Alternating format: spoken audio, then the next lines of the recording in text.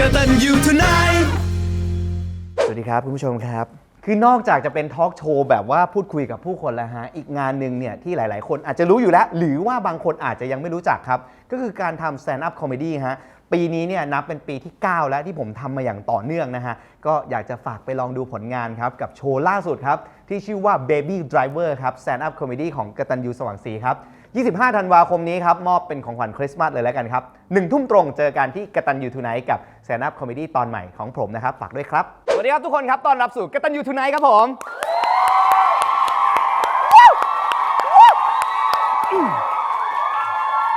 โอเค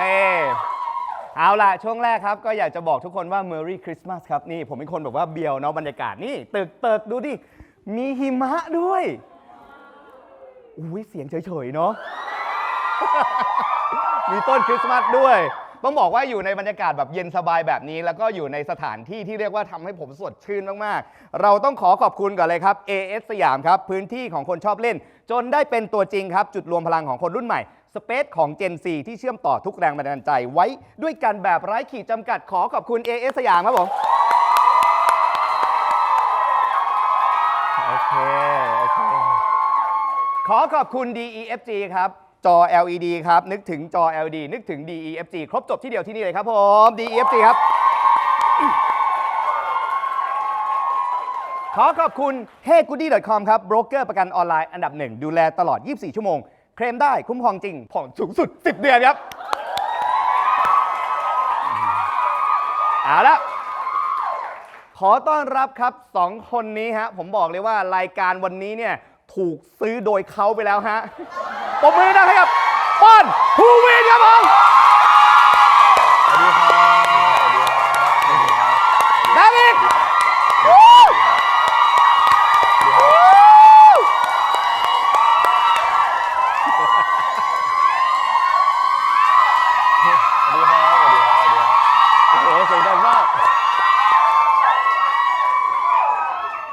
คุณหยุดเสียงด้วยมือเปล่า ผมมีพลังวิเศษ นี่ อันนี้รู้สึกแบบเป็นเกียรตินะ เพราะว่าปกติแล้วแฟนคลับพวกเราคือจะเงียบกันมากเลย ใช่ ต้องขอบคุณทางพี่มากๆ ได้เลยครับก็สวัสดีทั้งปอนแล้วก็คุณภูวินครับ สวัสดี ต้อนรับสู่กตัญญูทูไนท์ครับผม สวัสดีครับ อย่างแรกก่อนผมได้ข่าวมาว่านอกจากคุณจะซื้อร้านอาหารอิตาลีแล้ว ครับผม คุณซื้อช่องแกมมี่ด้วย ก็ตามที่เห็นในงานแถลงข่าวเลยครับ มูลค่าที่คุณซื้อไปเป็นจำนวน จำไม่ได้ครับกำลังปรึกษาเลขาอยู่ครับ นะ ให้เขาไปติดต่อซื้อ ผมถามตรงๆเลย คุณซื้อรายการผมไปด้วยได้ไหม จริงๆก็เหมือนอยู่แล้วนะ วันนี้คุณใส่สูตรมา นี่ผมขอเป็นคุณดีนะ ผมขอเป็นคุณดีนะ แต่พี่ยูอัปทูเดตมากเลยนะ คือเมื่อคืนเพิ่งออน EP 3 ไปใช่ไหม ใช่ แล้วก็คือชุดนี้เลย ใช่ชุดนี้เลย ใช่ ที่อะไรนะจะไปบางกระเจ้า ใช่ดูจริงพี่ยูดูจริง จะไปซื้อตึกที่บางกระเจ้า เพราะว่าจู่ๆท้องฟ้าก็วิปริตแปรปรวนมา คือจริงๆอะเรามีคำถามเยอะแยะมากมายเลย แต่ผมอยากคำถามที่เรียบง่ายเลยพวกคุณเป็นคนยังไงกันครับตอนคุณไม่ผมเห็นคุณในคลิปแล้วคุณนี่เบียวเลยนะ ใช่เพราะเมื่อกี้เดินเข้ามาพี่ก็บอกโหโคตรเบียวเลยอ่ะ ก็จริงๆก็เป็นคนใจดีครับเป็นคน น่ารัก รักสนุกแบบคุณทีก็คล้ายๆแหละแต่แค่ไม่รวยเหมือนเขาแค่นั้นเอง ๆ แบบนั้นแหละครับ แล้วภูวินเขาเป็นเขาดื้อไหมเขาดื้อกับหมอนไปนั้นหรือเปล่า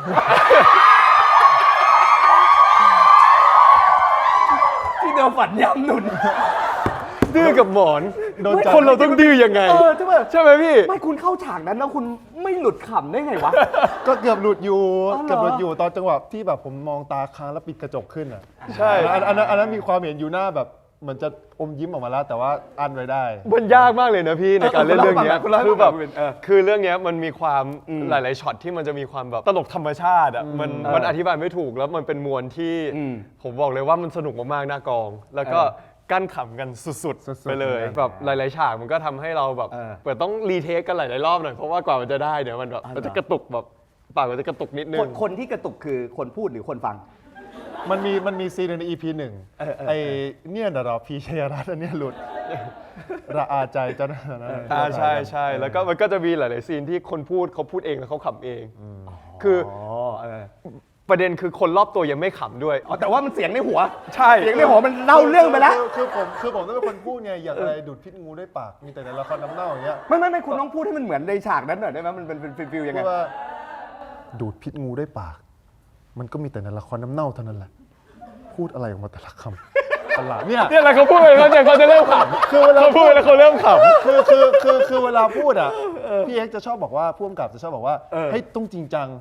แต่มันประโยคมันตลกอะแล้วหัวเราคือจริงจังมันตีกันอยู่ใน เข้าใจ หัวเลย ผมถามหน่อย ตอนแร ค ก รับ ที่คุณได้บทอะ ครับ เรื่องราวเป็นยังไงเขาเสนอเขาชวนคุณยังไงเขาเอาบทให้คุณอ่านไหมว่าคุณต้องพูดอะไรประมาณอย่างนี้ ตอนแรกเหมือนเขายังไม่เอาบทมาให้ซะทีเดียวพี่เขาเหมือนแบบค่อยๆตะล่อมก่อน ใช่ เขาแอบมาถามก่อนแบบ อ่า ภูวินปกติเป็นคนชอบถ่ายรูปไหมนะ อ่า ถ่ายรูปเป็นไหม อ่า ดูนี่นั่นแล้วก็ตอนที่เขาไปหาปอนเขาก็บอกว่าอะไรนะ เขาก็จะชอบถามว่าแบบว่าแบบปีหน้าอายุ 24 แล้วใช่ไหมเคยดูละครเปล่าเด็กๆ อะไรอย่างเงี้ยถามอะไรอย่างนั้น ไม่ถึงยังไงอ่ะหมายถึงว่าเขา เพราะว่าคือตัวละครทั้งคุณทีกับพีชเขาจะอายุมากกว่าอายุพวกเราครับโตกว่าใช่ใช่ใช่ แล้วเขาจะถามว่าแบบเขาเหมือนเขาแอบถามว่าปอนเคยดูละครพวกนี้ไหมที่จะเป็นเรฟเฟรนซ์ในเรื่องใช่ ครับใช่ แล้วก็วันหนึ่งเขาก็เลยเรียกเขาไปห้องประชุมแล้วก็แบบ ใช่ มีสคริปต์เนี้ยสนใจไหม สคริปต์แรกที่ได้อ่านคืออะไรที่คุณเห็นตอนนั้น จะเป็นอีกเรื่องหนึ่งครับผม เป็น คือตอนนั้นมันจะเหมือนแบบว่าเขาเสนอมาประมาณแบบ2-3 เรื่องอะไรอย่างเงี้ย เออ ใช่ตอนนั้นคือจำได้ว่าเราไม่รู้ด้วยซ้ำว่าเขาเรียกไปทำไมตอนแรก ใช่ใช่ ใช่มันเข้าไปแล้วบอกว่าพี่มีละคร เริ่มต้นดีเหมือนกันเนอะไม่รู้เลย พี่ คุณทำ จำได้ ะร ตอนนั้น รู้ เขาบอกเขาอยากคุยด้วยเขาบอกว่าพี่มีซีรีส์ เออ อยากจะเสนอพวกเราเดี๋ยวพี่จะกำกับเองเนี่ยเขาพูดแบบนี้ เขาพูดด้วยน้ำเสียงแบบนี้เลยเหรอ ดับเสียงแบบนี้เลยดับเสียงแบบนี้เลย พี่มันเบี้ยวตั้งแต่พุ่งกลับแล้วด้วยว่ะเบี้ยวตั้งแต่พุ่งกลับแล้วพี่มีซีรีส์และพี่จะกำกับเอง ต้นแบบทุกอย่างของเรื่องนี้มาจากผู้กำกับ เอาเหรอ ผู้กำกับ คือผมจะลงเบื้องหลังไว้ตลอดทุก EP ที่เวลาพี่เอกเล่นคือเสียงพี่เขาจะแบบเดี๋ยวพี่จะกำกับเองอะไรอย่างเงี้ย เนี่ยแล้วคุณตอนคุณรู้ชื่อเรื่องซีรีส์อ่ะมีสติหน่อยคุณทีผมรู้สึกไงวะ คือผมจำได้ว่าคือผมอะยังไม่เท่าไหร่ผมยังแบบตั้งใจฟังเขาเล่า แต่ผมจำได้ว่าผมหันไปมองข้างๆคือมันเป็นห้องประชุมใช่ไหมพี่ ครับ พี่ยืนอยู่ข้างหน้าผมเป็นโต๊ะแล้วก็อันนี้เป็นโซฟาใช่ไหม เออ แต่ผมจำได้แค่ว่าเขาบอกว่าบทมันจะค่อนข้างเบียวหน่อยนะ พูดบทละครฟิลแบบว่าพี่ชาวีในน้ำตากับประเทศ ผมจำได้แค่ว่าผมหันไปข้างๆอะข้างๆอะยิ้มแล้วข้างๆผมว่า เต้นเหรอ ใช่เต้นเหรอผมจำได้แค่ว่าข้างๆผมยิ้มอย่างนี้แหละ แล้วพอผม ยิ้ ยิ้ ม ม เก็ ปุ๊ บบ อาการยิ้มเก็บอาการ พอผมยิ้มปุ๊บคันนี้บอกว่าอุ๊ยอันนี้เอาเลยละกัน คือผมเป็นเพื่อนผมแล้วผมก็แบบโอเคก็เอาเลยละกัน ใช่ใช่ คือตอนแรกไม่ได้ฟังเรื่องอื่นด้วยคือแบบเขาเสนอ2-3เรื่องใช่ไหมแต่ว่าอันนี้เป็นเรื่องแรกที่เขาพูดถึงแล้วก็เลยบอกโอเคตั้งแต่เรื่องนี้เลย เพราะว่าเพื่อนผมอ่ะเขาใจเขาไปแล้วอ่ะ ใช่แล้วอยากเล่น ใจเขายิ้มแล้วอ่ะ หรอทำไมใจไปแล้วเล่าให้ฟังหน่อยตอนที่อมยิ้มอยู่ในใจตอนนั้นเสียงในหัวเป็นยังไง คือผมรู้สึกว่าเราเคยดูน้ำตากรรมเทพจริง เออ ๆ แล้วเราชอบ อ๋อเหรอ เราเค คุณ ย ชอบคุณชาวีอย่างเงี้ยเหรอ คือถ้าเกิดผมพูดแบบนั้นในชีวิตจริงที่แบบไม่ได้มีเหตุและผลในการที่จะต้องมีซีรีส์อะไรเงี้ยมันจะดูแบบดูแปลกไงแต่พอแบบเราได้เล่นเรื่องนี้ก็มีเหตุผลแล้วว่าทำไมจะพูดอย่างนั้นอะไรอย่างเงี้ย เดี๋ยวก่อนนะ แล้วก่อนหน้านั้นคุณเคยพูดแบบนั้นในชีวิตจริงไหม ไม่เคยพูดเลยครับไม่เคยพูดไม่กล้าพูดเดี๋ยวคนจะมองว่าอะไรวะอะไร ไม่แต่ว่าเรา แต่ขอเล่าเพิ่ม ได้ นินึง คุยนะ คือเขาอ่ะเคยพูดกับผมตอนถ่ายคุณทีจบแล้วตอนแบบออนไพลอตไปเลยเสร็จเรียบร้อยแล้วเขาบอกกับผมว่า การที่ได้ออนไพลอตคุณทีอ่ะดีเหมือนกันนะเพราะมันทำให้กูรู้สึกว่าเวลากูพูดประโยคพวกเนี้ยที่กูเคยอยากพูดในสมัยก่อนอ่ะกูมีเหตุผลในการพูดแล้วคนจะมองกูว่ากูไม่แปลก ผมบอกอย่างนี้จริงๆ สังคมยอมรับสักที ใช่มีเหตุและผลก็ต้องขอบคุณในมีสติในคุณทีมากๆขอบคุณทั้งสกอร์จังหวะต่างๆ ที่ทำให้มันดูตลกขึ้น ไม่คุณรู้สึกยังไงแบบเป็นมีมเต็มไปหมดเลยเนาะ เยอะมากโดยเฉพาะเปิดกระจกออกมาอย่างเงี้ย ใช่ จะดื้อนะอะไรเงี้ย จริง ย่า ๆตอนแรก ดื้หมไป ตอนแรก ะไรเงี้ย ก็แบบคือเราก็ไม่รู้หรอกว่าจะกระแสจะเป็นยังไง แต่ว่าแค่ตอนนั้นตอนถ่ายทำมันสนุกคือมันก็เอนจอยในการเล่นซีรีส์เรื่องนี้แหละตอนที่เหลือก็มารอดูว่าทุกคนจะชอบไหมก็ต้องขอบคุณทุกคนครับผมเพราะว่าเห็นดูชอบกันเยอะเลยอะเห็นดูแบบใช่ เรียกว่าซีรีส์มีสติหน่อยคุณทีทำให้คนดูมีสติหน่อยคนดู ใช่ ทุกคนก็ชื่นชอบกันไป แล้วล่าสุดคือ Amazing มาก ยังไงบ้าง คือแบบพวกผมอ่ะคือตอนเล่นมันก็ไม่ได้รู้สึกว่า คือมันรู้สึกว่าตลก แต่มันไม่ได้รู้สึกตลกขนาดนั้นแล้วแต่พอมันปล่อยออกไปอ่ะเห็นมันโดนเส้นคนไทยแบบเยอะมากแล้วก็ล่าสุดของเมื่อคืนใช่ไหมที่พี่ในซูเปอร์จูเนียร์ อ๋อ เอาไปพูด เหลือแต่เชื่อ ใช่ อันนี้คือแบบเมื่อเช้าคือส่งกันให้อยู่ว่าแบบเฮ้ย อะไรเขายังไง แบบเฮ้ย คือเมื่อวานนี้เห็นว่ามีแบบคอนเสิร์ตของพี่ซูเปอร์จูเนียร์ ครับ คือเราก็ ใช่ รู้จักพวกเขาอยู่แล้วแหละอะไรเงี้ยแล้วเห็นแบบพี่คนนั้นเขาชื่ออะไรนะครับคิวยอนพี่คิวยอนเขาบอกว่าอะไรนะ ราตรีสวัสดิ์นะ คนดื้ออะไรเงี้ยโอ้รู้สึก ซึ่งตอนแรกอะเขาพูดบนเวทีว่าไอจะคียี่อยู่ให้แหลก ซึ่งตอนแรกพวกผมก็คุยกันตั้งแต่เมื่อคืนแล้วว่าแบบ เอ้ย ใช่หรือเปล่า แต่ไม่น่าใช่มั้งเพราะมันเป็นประโยคที่ดังอยู่แล้วของ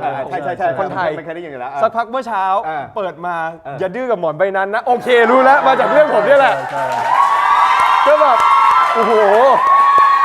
ว้าวจริงๆว้าวจริง แล้วคนดูปรบมือกับอะไรแบบเนี้ย คุณทำให้ซูเปอร์จูเนียร์กลายเป็นคนเสียคนอย่างเงี้ย แต่ผมดีใจนะต้องขอบคุณทางพี่ซูเปอร์จูเนียร์ ดี มาก ด้วย ๆ ดีใจ ช่ มากๆดีใจมากๆแล้วก็ขอบคุณทางพี่ซูเปอร์จูเนียร์แล้วก็ขอบคุณคนที่เผยแพร่สิ่งนี้ไปให้พี่เขาด้วย เฮ้ยแต่ว่าเมื่อกี้พูดกันว่าในตัวละครมันจะโตขึ้นนิดนึง ใช่ คุณ ครั ต้ บ อง ใช่ครับ ทำกันบ้านกับตัวละครนี้ยังไงบ้างนอกจากไปดูละครดูอะไรเงี้ยผมก็ต้องเรียนรู้ว่าคนรวยเขาจะชีวิตยังไงนะ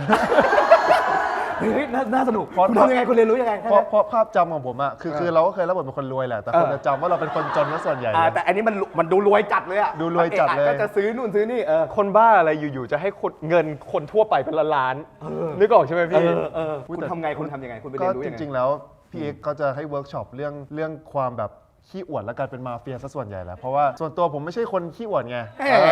นี่พูดเรื่องจริงไม่ใช่คนขี้อวดแล้วแบบคือพอจะต้องแบบคือประโยคเดียวนั้นได้แล้วชอบเลยนะ ประโยคอะได้แล้วแต่อินเนอร์ความรวยข้างในมันต้อง อิ ฝึก นเนอร์ความดูแบบดูเป็น รวย มาเฟียดูแบบดูกล้าสั่งคนอื่นอะไรอย่างเงี้ยต้องเวิร์กช็อปใช่เขาจะบอกว่ามีการ์ดเบียร์ว่าปอนการ์ดพี่ซันนี่การ์ดมาเฟียอะไรอย่างเงี้ยมันจะเหมือนกับให้เราหยิบมาใช้ตอนที่แบบ acting อยู่ตอนนั้นใช่ แล้วจริงๆไหมที่เขาไม่ได้เป็นคนขี้อวด ไม่ได้ขี้อวดจริงๆเบียวอาจจะจริงแต่ขี้อวดอาจจะยัง แล้วของภูวินต้องเตรียมตัวยังไงบ้าง ของผมน่าจะเป็นเรื่องความนิ่งมากกว่าครับผมคือนอกจากตัวละครที่มันอายุมากขึ้นแล้ว แล้วก็ตัวละครเนี้ยมันมี ต้องถ่ายรูปด้วยป่ะ มันมี personality ที่สงบพี่ต้องถ่ายรูปต้องเล่นแบบเครื่องดนตรีแบบแฮนด์แพนต้องทำนู่นนี่นั่นที่มันแบบ peaceful มากๆแล้วจริงๆแล้วตัวผมเป็นคนที่แบบ energy ค่อนข้างเยอะเป็นคนแบบอยู่ไม่สุขก็เลยเหมือนต้องโทนความนิ่งขึ้นมาเยอะเหมือนกันครับผม ถ้าสมมุติว่า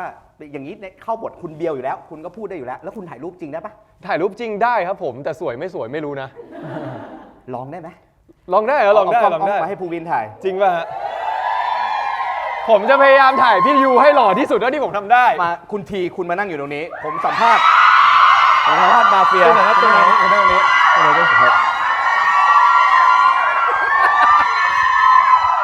แล้ว พวกเธอต้องขอบคุณพี่อยู่นะเนี่ย สวัสดีครับคุณทีครับสวัสดีครับต้อนรับสู่กตัญญูทูไนท์ครับคุณที ครับผม เป็นเกียรติอย่างยิ่ง ได้ยินมาว่าเรื่องการลงทุนหรือว่าการอะไรต่างๆ ของคุณทีเนี่ยถือว่าสนใจในหลาย ๆ พื้นที่ สนใจในหลายๆพื้นที่เลย จริงๆพื้นที่แปลงนี้ก็สนใจเป็นพิเศษเหมือนกัน อันนี้เป็นตึกครับไม่ใช่พื้นที่ ฉันหมายถึงพื้น พื้นที่ ที่ ที่ ละแวกสยามตรงนี้ ถ้าเกิดว่าคุณจะซื้อคุณซื้อทั้งหมดเลยไหมครับ ฉันจะเหมาทั้งหมดเลย สยามพารากอน อุ้ย สยามสเคป เฮ้ย ทุกที่เลย คุณทีมีเรื่องลำบากใจในชีวิตบ้างไหม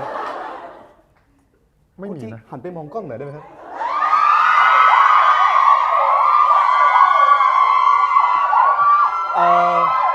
คุณทีลองถามช่างภาพคนนี้หน่อยครับว่ารูปที่ได้เป็นยังไงบ้าง รูปที่ได้เป็นอย่างไรบ้าง อาจจะไม่สวยครับ อาจจะยังใช้ไม่ค่อยเป็น พยายามเต็มที่แต่ว่าสกิลอาจจะได้เท่านี้ ไหนดูซิไหนคุณทีลองดูซิรูปที่ช่างภาพคนนี้ถ่าย เบลอไปหมดเลย มันเป็นยังไงบ้างคุณทีลองวิเคราะห์วิจารณ์ช่างภาพคนนี้หน่อย อะไรวะ มันบอกอะไรนะ อะไรนะหรือมันจะพูดประโยคนึงว่า ดูดีมาก อะไรวิธีการถ่ายรูปของเธอดูดีมากที่เขาร่ำลือกันเลยจริงๆเลย ช่างภาพเอากล้องคืนไปเลย ขอคืนดีกว่าครับผม ถ่ายไม่ค่อย อ่ะ เรื่องซีรีส์ไว้ว่าผมอยากย้อนไปเรื่อง ครับผม เพิ่งจบแฟนคอนไปด้วย ใช่ อ๋อใช่ครับ เป็นยังไง ใช่ค บ้า รั งเป็นยังไงบ้างผ่านมาเป็นยังไงเล่าให้ฟังหน่อยครับว่าหลังจากจบแฟนคอนแล้วรู้สึกไงบ้าง โอ้รู้สึกฟูลฟิลนะ อืม เพราะว่าจริงๆก็เป็นแฟนคอนครั้งแรกของพวกเราสองคน ม ใช่เพราะว่าตอนนั้นก็คุยกันอยู่ว่าแบบตอนจบ LL อย่างเงี้ยที่เขาประกาศไปก็ตื่นเต้น เพราะว่า ครับ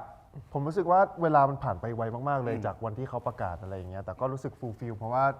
มีความสุขมากๆในวันนั้นนะครับ จริง ๆ แล้วในพาร์ทศิลปินของพวกเราสองคนคือยังไม่เคยได้ออกคอนเสิร์ตเป็นของตัวเอง ใช่ใช่ คือเคยไปแบบร่วมงานต่างๆ พวกมิวสิกเฟสติวัลพวกงานใหญ่ของค่าย แต่ว่าก็ยังไม่เคยมีงานของตัวเองก็เลยดีใจกันมากๆ แล้วก็รู้สึกว่าพยายามทำให้เต็มที่ให้ทุกคน enjoy ด้วยไปด้วยกัน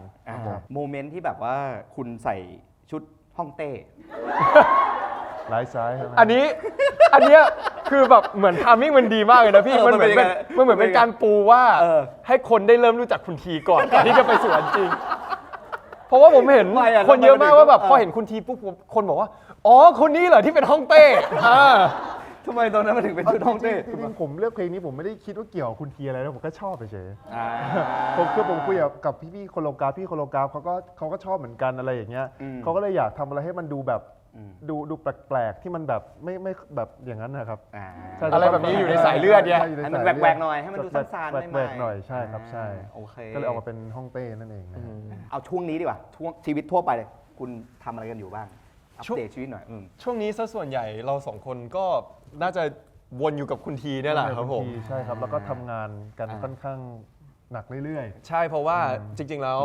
เพิ่งปิดกล้องซีรีส์คุณทีไปประมาณอาทิตย์ที่แล้วสองอาทิตย์ที่แล้ว อ๋อเหร กว่า อ ใช่ เพิ่งเสร็จเลย เพิ่งเสร็จแบบ ใหม่ๆ เสร็จเลย อ๋อ ครับ แต่ว่า ผม วันนี้ที่ออนมันจะออนไปแล้วหลาย ๆ ตอนแล้ว ใช่ใช่ ใช่หลาย EP แล้ว ใช่ก็น่าจะประมาณเดือนเศษๆครับผมก็ช่วงนี้น่าจะเป็นช่วงโปรโมทคุณที คุณทีใช่ครับ แล้วก็ของผมจะมีถ่ายซีรีส์อีกเรื่องหนึ่งเรื่อง Scarlet Heart ครับ ส่วนคนนี้เขาก็จะมี อีกมากมาย นี่ อีกมากมาย ใช้คำว่าอีกมากมาย แล้วบอกไม่อวด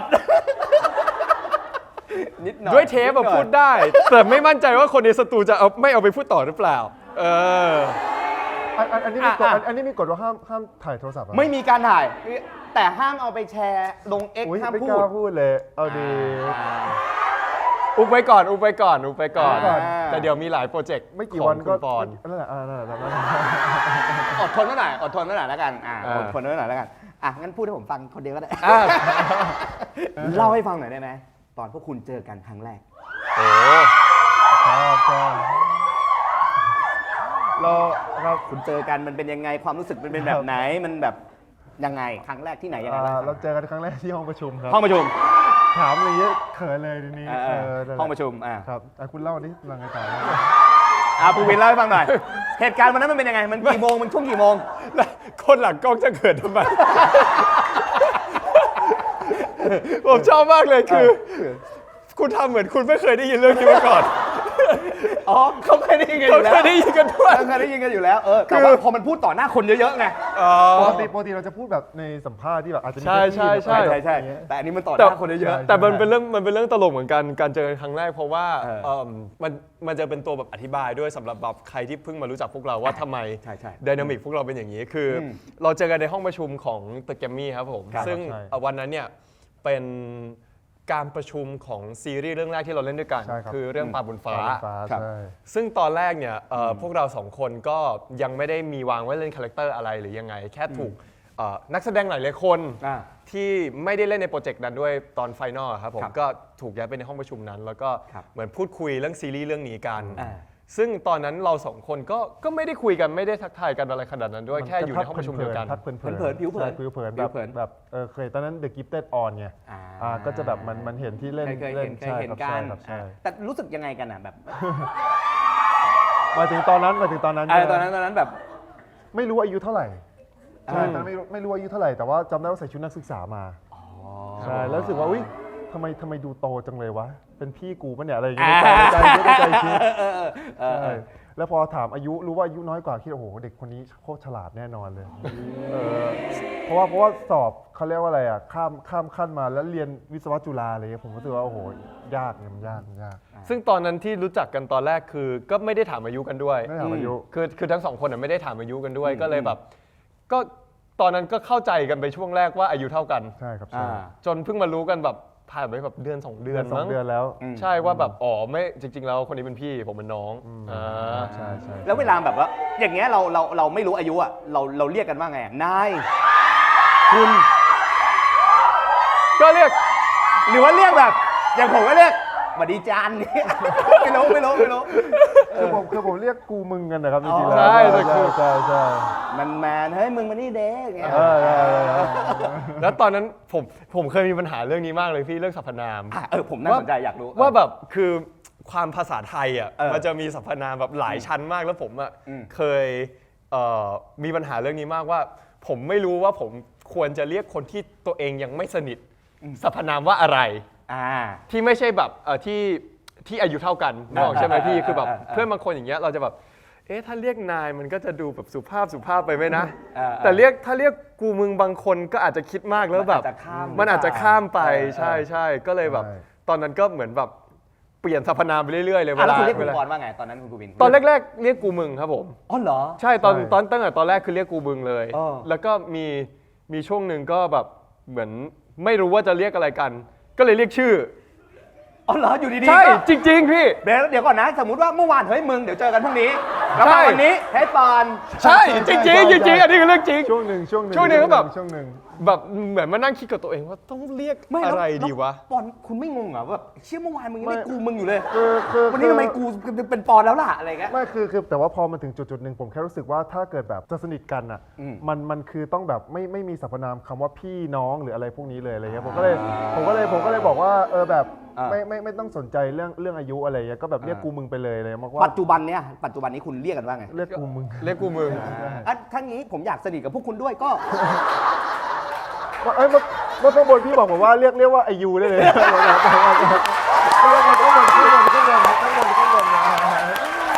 เอ้า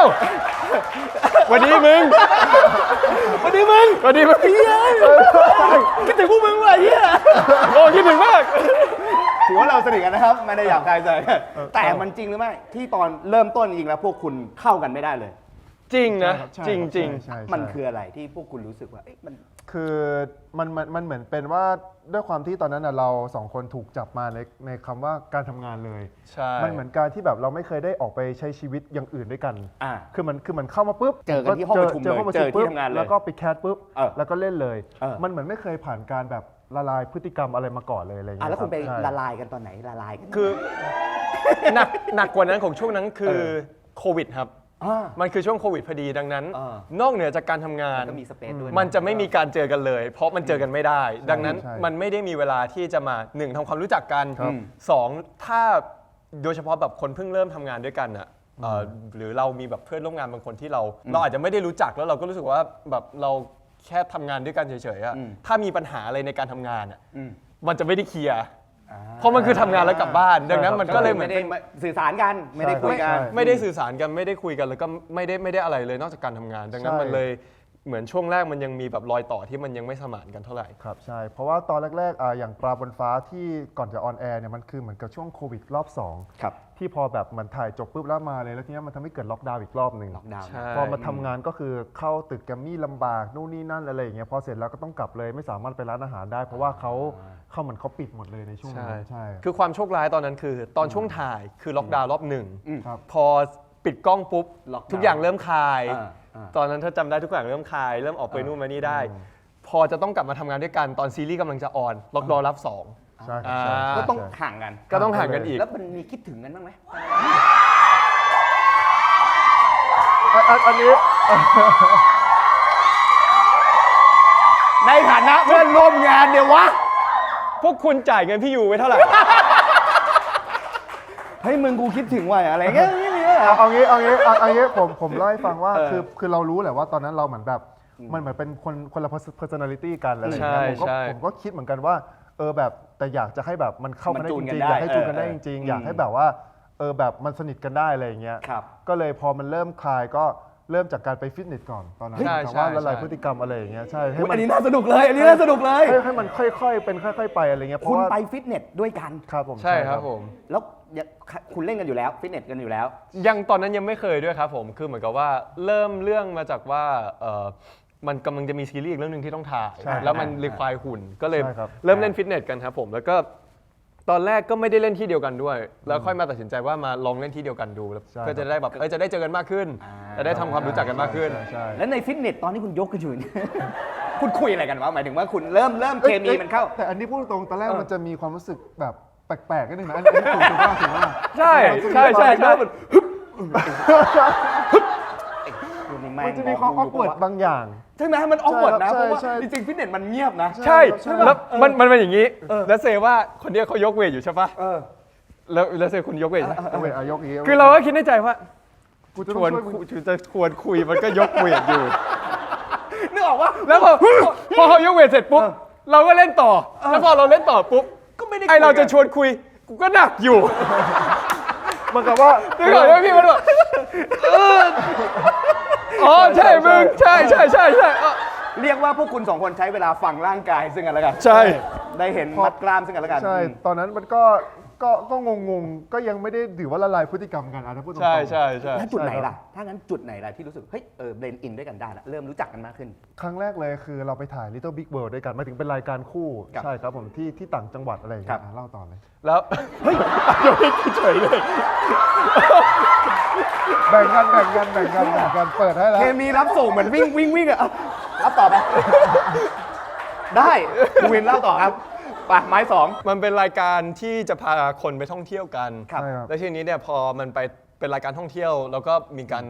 นอนค้างต่างจังหวัด อ๋อ แล้วทีนี้เนี่ยคืออ ม เราเหมือนเป็น แล้วยังไงก็คือต้องนอนค้างต่าง พอ จังหวัด พอมันต้องนอนค้างต่างจังหวัด แล้วก็ด้วยแบบหลาย ๆ สถานที่อย่างเงี้ย ครับ มันเราไปที่แบบมันแอดเวนเจอร์มากมันก็ได้นอนด้วยกัน แล้วก็ ครับ เหมือนมันไม่เคยได้มานั่งคุยกันจริง ๆ จัง ๆ เรื่องชีวิตของแต่ละคนว่าเป็นยังไง ใช่ครับใช่ เพราะว่าทั้งสองคนเนี่ยมีไลฟ์สไตล์ที่แบบแตกต่างกันมาก แตกต่างกันมาก ยิ่งสมัยก่อนเนี่ยยิ่งแตกต่างกันมากแต่ก่อนปอนจะเป็นคนที่ชอบเคป๊อป ใช่ครับใช่ ครับ ชอบแต่งตัว ครับ ชอบอนิเมะส่วนของผมเนี่ยผมจะเป็นคนที่แบบชอบออกไปกับเพื่อน ชอบสังสรรค์ชอบไอที จริงๆเราก็ชอบอนิเมะเหมือนกัน แต่ว่าไม่เคยได้คุยกันเรื่องอะไรแบบนี้เลย เอาเหรอจนกระทั่งคืนนั้น จนกระทั่งคืนนั้น หมายถึงได้คุยกัน ได้คุยกันได้คุยกัน ใช่ เอ๊ะคุณจะให้พวกผมทำอะไรกันเลยครับ ไม่ คุ มัน ณ เหมื ที อน ยิงแม่งให้หมดเลย มาเฟีย อย่าให้ฉันต้องจับปืน